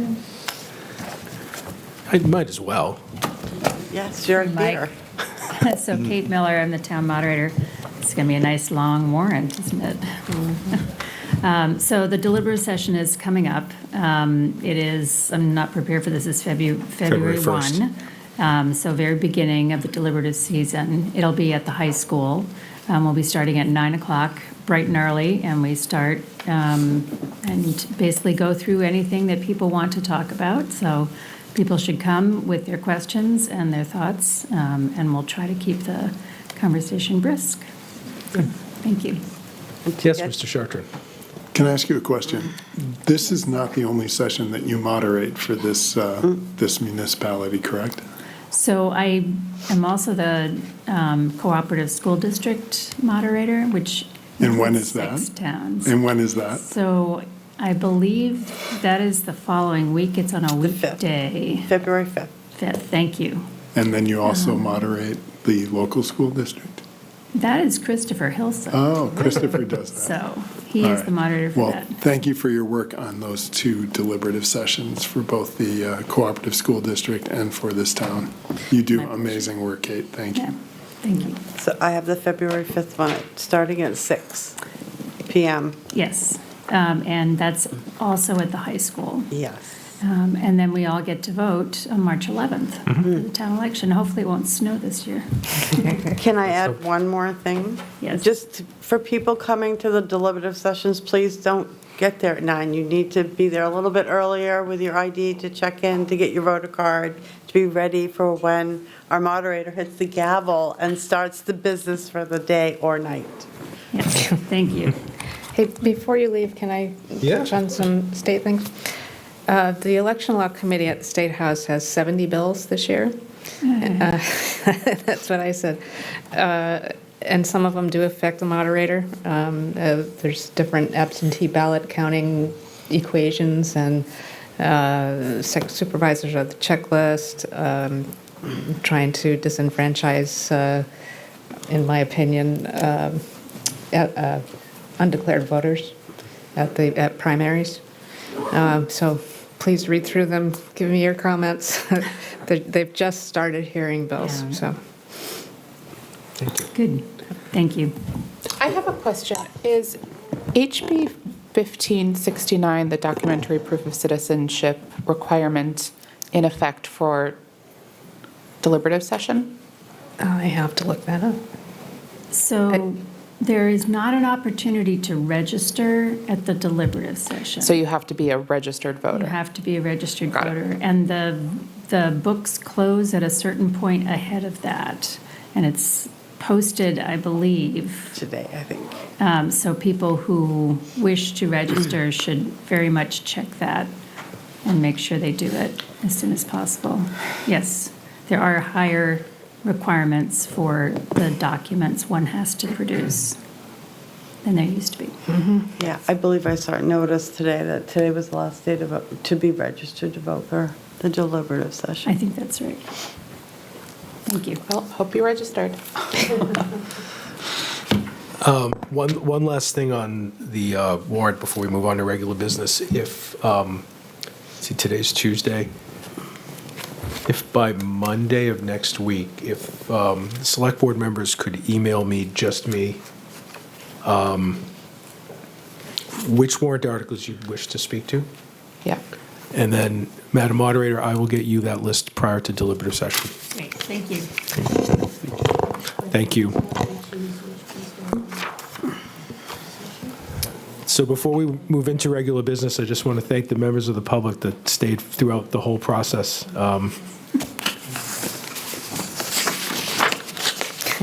It's nice to have public here while we're going through these. So we have more work to do, Madam Clerk. I'm going to pass this over to you. We've got some exemptions and some credits. Yes, not an extensive list yet. Mr. Chair, I move to approve a solar exemption for MAP 94, Lot 1, in the amount of $1,000 for the tax year 2025. Second? Any discussion? Seeing none, all those in favor? Aye. Aye. Opposed? Motion carries 5-0. I move to approve a solar exemption for MAP 101, Lot 8, Unit 4, in the amount of $14,000 for the tax year 2025. Second? Any discussion? Seeing none, all those in favor? Aye. Opposed? Motion carries. I move to approve a veteran's credit for MAP 87, Lot 18, Unit 3, in the amount of $500 for the year 2025. Second? It's a motion and a second. Any discussion? Seeing none, all those in favor? Aye. Aye. Opposed? Motion carries. I move to approve veterans credit for MAP 18, Lot 4, Unit 4, the amount of $500 for 2025. Second? It's a motion and a second. Any discussion? Seeing none, all those in favor? Aye. Opposed? Motion carries 5-0. Thank you. That looks like that's it. Thank you, Madam Clerk. We do not have any permits and approvals, so Mr. Dean, your town manager's report, please. Sure, I'll keep it brief. I wanted to report that Bill Keegan did, in fact, visit the town last week for 2 days, on Monday and Tuesday. And I know he spoke to at least some of you when he was here, so that is good.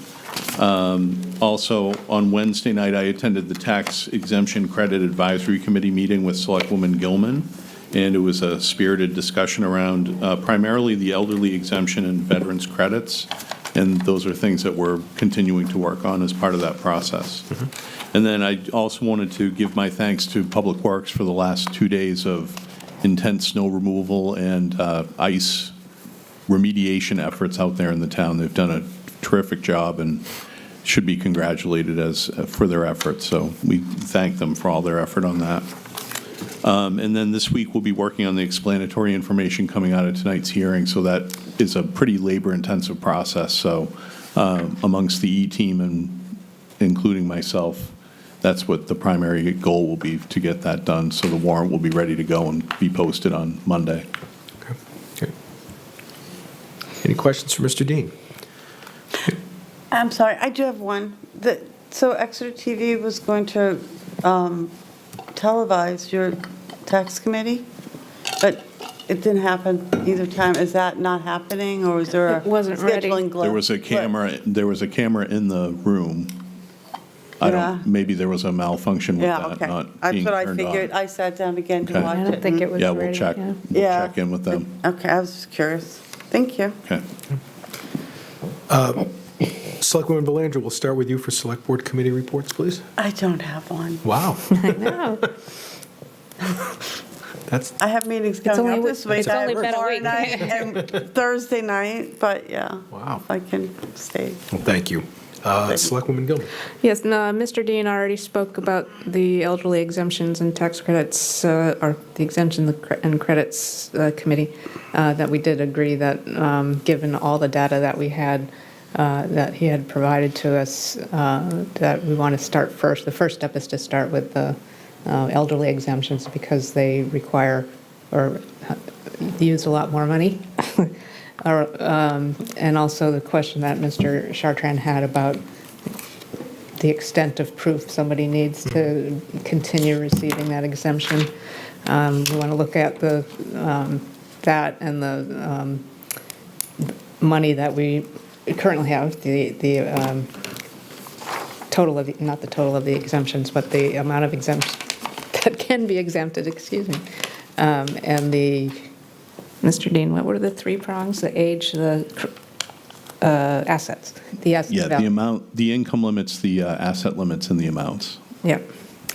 So that'll be the next thing.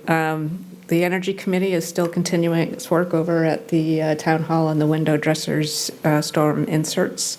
Tomorrow's the last day, so if you want to come down and see what they look like, they're just chugging right along.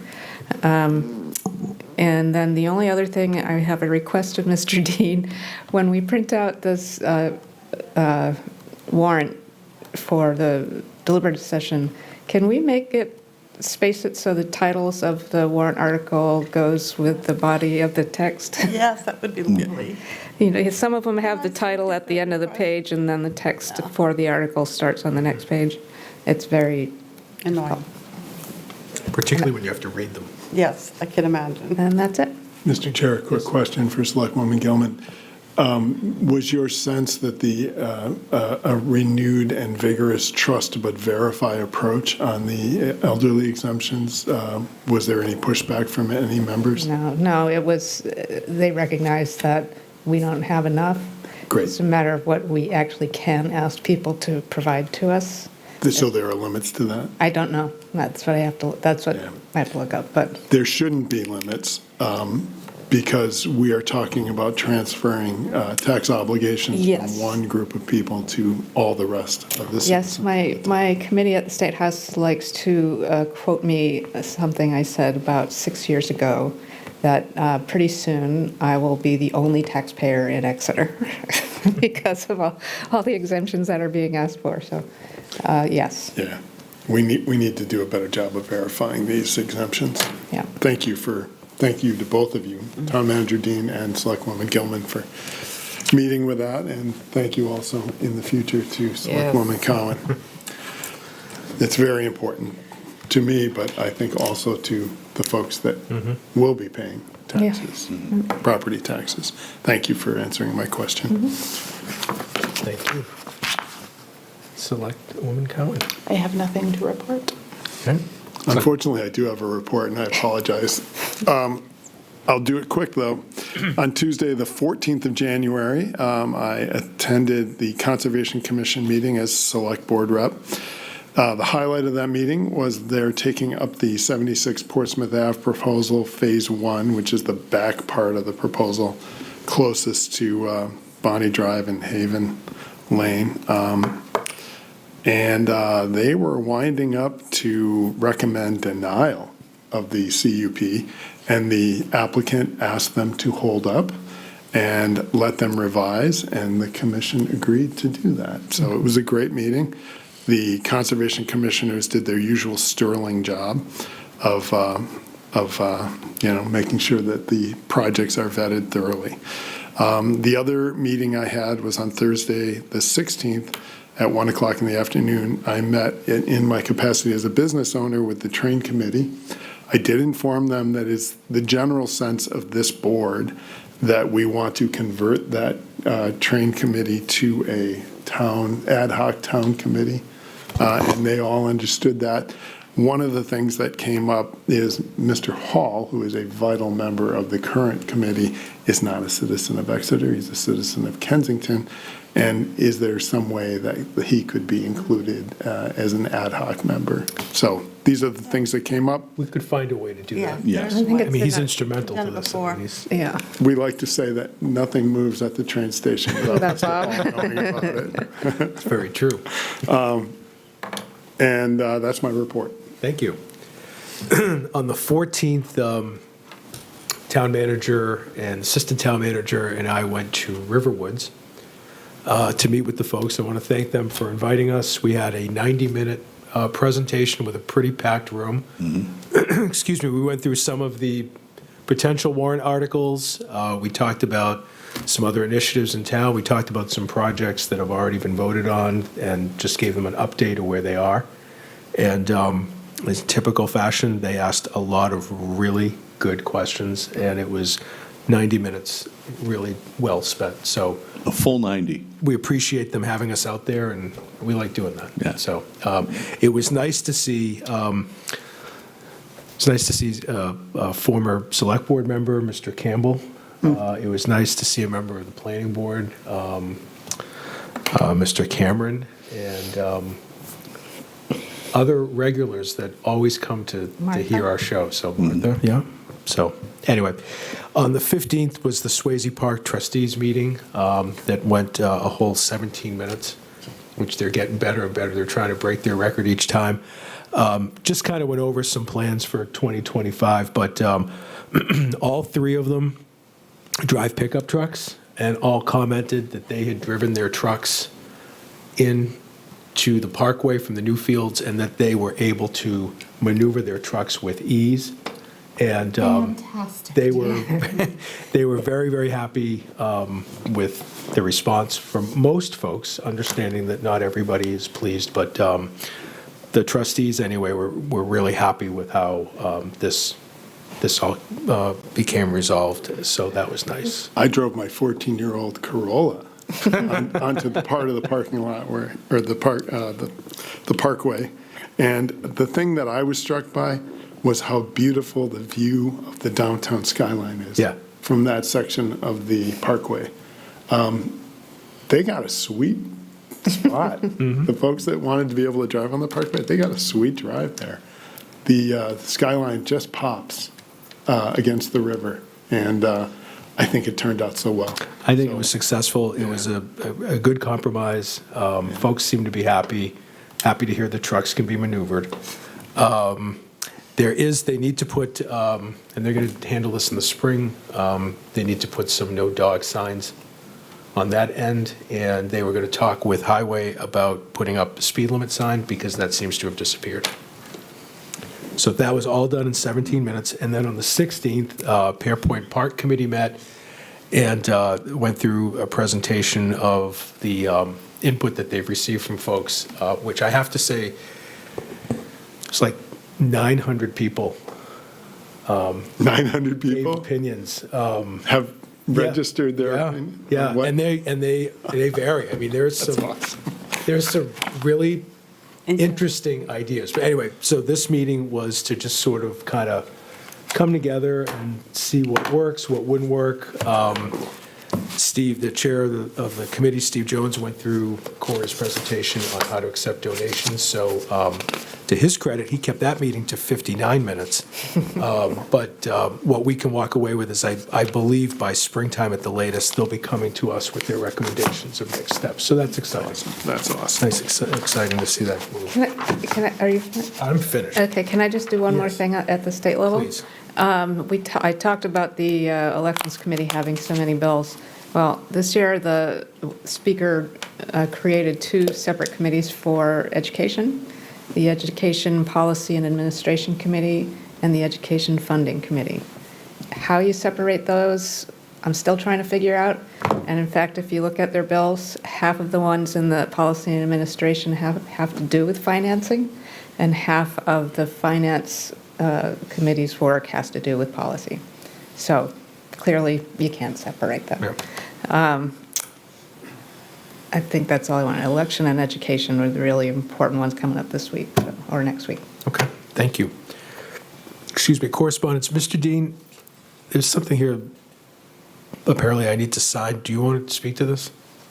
This is an effort by Comcast. They are looking to expand broadband opportunities in New Hampshire cities and towns that may be lacking it in some areas, and they've identified us as one of those towns. Okay. I'm signing this on behalf of the board. Is the board in favor of that? You want a motion? No, I just wanted to make sure.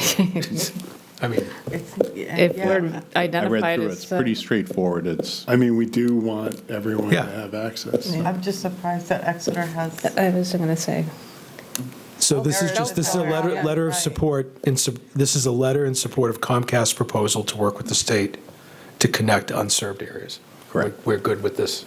I'm fine with it, yeah. Okay. Sure you don't want to move? Go ahead. I would make a motion to instruct the chair to sign the letter to Comcast. Second. All those in favor? aye. Aye. Opposed? Thank you for the motion. Signature will happen. We have legislative bulletin from the NHMA, and then we also have an email from a resident that emailed the select board last week, Mr. Ryan O'Brien, on a proposed zoning ordinance amendment. And I wrote back to Mr. O'Brien, and subsequently you spoke with Mr. Sharples, I believe, Friday, met with Mr. Sharples on Friday. And we had an opportunity to speak before the meeting this evening, and I'd like to keep the conversation going. And if you want to speak, you've been here all night. So. I have. Ryan O'Brien, 20 Haven Lane. Really, the only question I have about that would be, when would be a good time to revisit this with the board? I mean, I'm Start assuming talking about it after with the town planning vote. board at any time. It's a zoning amendment, right? It's a zoning amendment. So you wouldn't work with us? It would, yeah. Okay. Planning Just board. walk through quickly for Mr. O'Brien the process. So the Probably process- after the election would be. Yeah, that would be helpful, because I really don't Right. understand that. The planning board is the one that sponsors zoning amendments Okay. to the town warrant. So they have their own public hearing process, and they work through the planning department he forwards typically any zoning amendments that are being suggested to the planning board, who then holds a public hearing. And if they vote to recommend it, then it goes on to the warrant. Okay. One thing I would recommend on there is, when I was trying to research this on the website, it's really hard to find information on any dates associated with this stuff. And when you go to the petition, the warrant article by petition, it's the first line in the subject of the, I think it's the instructions, tells you that if it's a zoning ordinance, you're already too late, but it doesn't tell you when. It says it was in December, but it doesn't give you a date or a week. You know, I understand, I think I understand the RSA says so many weeks from town vote or something prior. If that would just be outlined somewhere on the website so that you could at least calculate it, or a place to go to find out. So what that this date is a learning experience, and I think that, you know, and I see the assistant town manager writing down some notes. I mean, any ways that we can improve our website or mechanism of communication with folks, we want to do. So, you know, I appreciate you bringing that up, because we can learn from that. I'm particularly critical because I am a web developer by trade. That's what I do. Mr. Chair, I would not be doing my job as chief recruiter and arm twister if I did not point out to you We have that a you could do this communications- from the inside by interviewing for a spot on the planning board.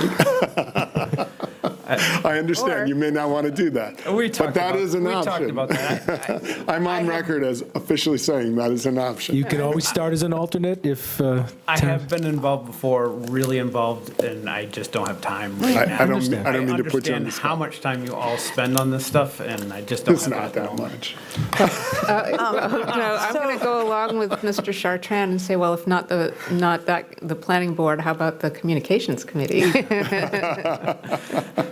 Well, Nancy can probably attest that I put a lot of time into It is a lot of time, and exhibits. it's been really great, and I've appreciated your patience when the information's changed and it's taken all of your charts and information out a little bit, and you just, okay, I'll just adapt and adjust and come back again, and. I will take my arm twisting offline. Well, what I was going to say is And that back we'll into take the private. pressure off you tonight, but now we know where we can find you, so we can recruit at a later date. So, Mr. Chair, did I understand you spoke with Mr. Sharples? I did. Okay. That was specifically about 76 Portsmouth Okay, Ave. so you should reach back out to him about when it would be a good time for you to either redraft whatever your proposal, and when it would be a good time to get it on the agenda for the planning board. Okay, he indicated something about they really don't entertain these until after July or They, something it's, along those I just don't want to speak for him. So, yeah, it's usually in the fall. I mean, I think we just talked about the short-term rental thing. I'm going to be working on this. I've got a couple of different ideas. Put it in your calendar. It's already in process, but Okay. I understand I was too late for this, and my ideas on it weren't fully developed, and I really don't like bringing not developed ideas to the table, so. We're always a work in progress. That's right, we get the conversation going, and then we can work on making it clearer on the website. The website's pretty good overall. Thank you. But on that particular issue, when I was looking for it, Well, as I said, that's how we improve, so.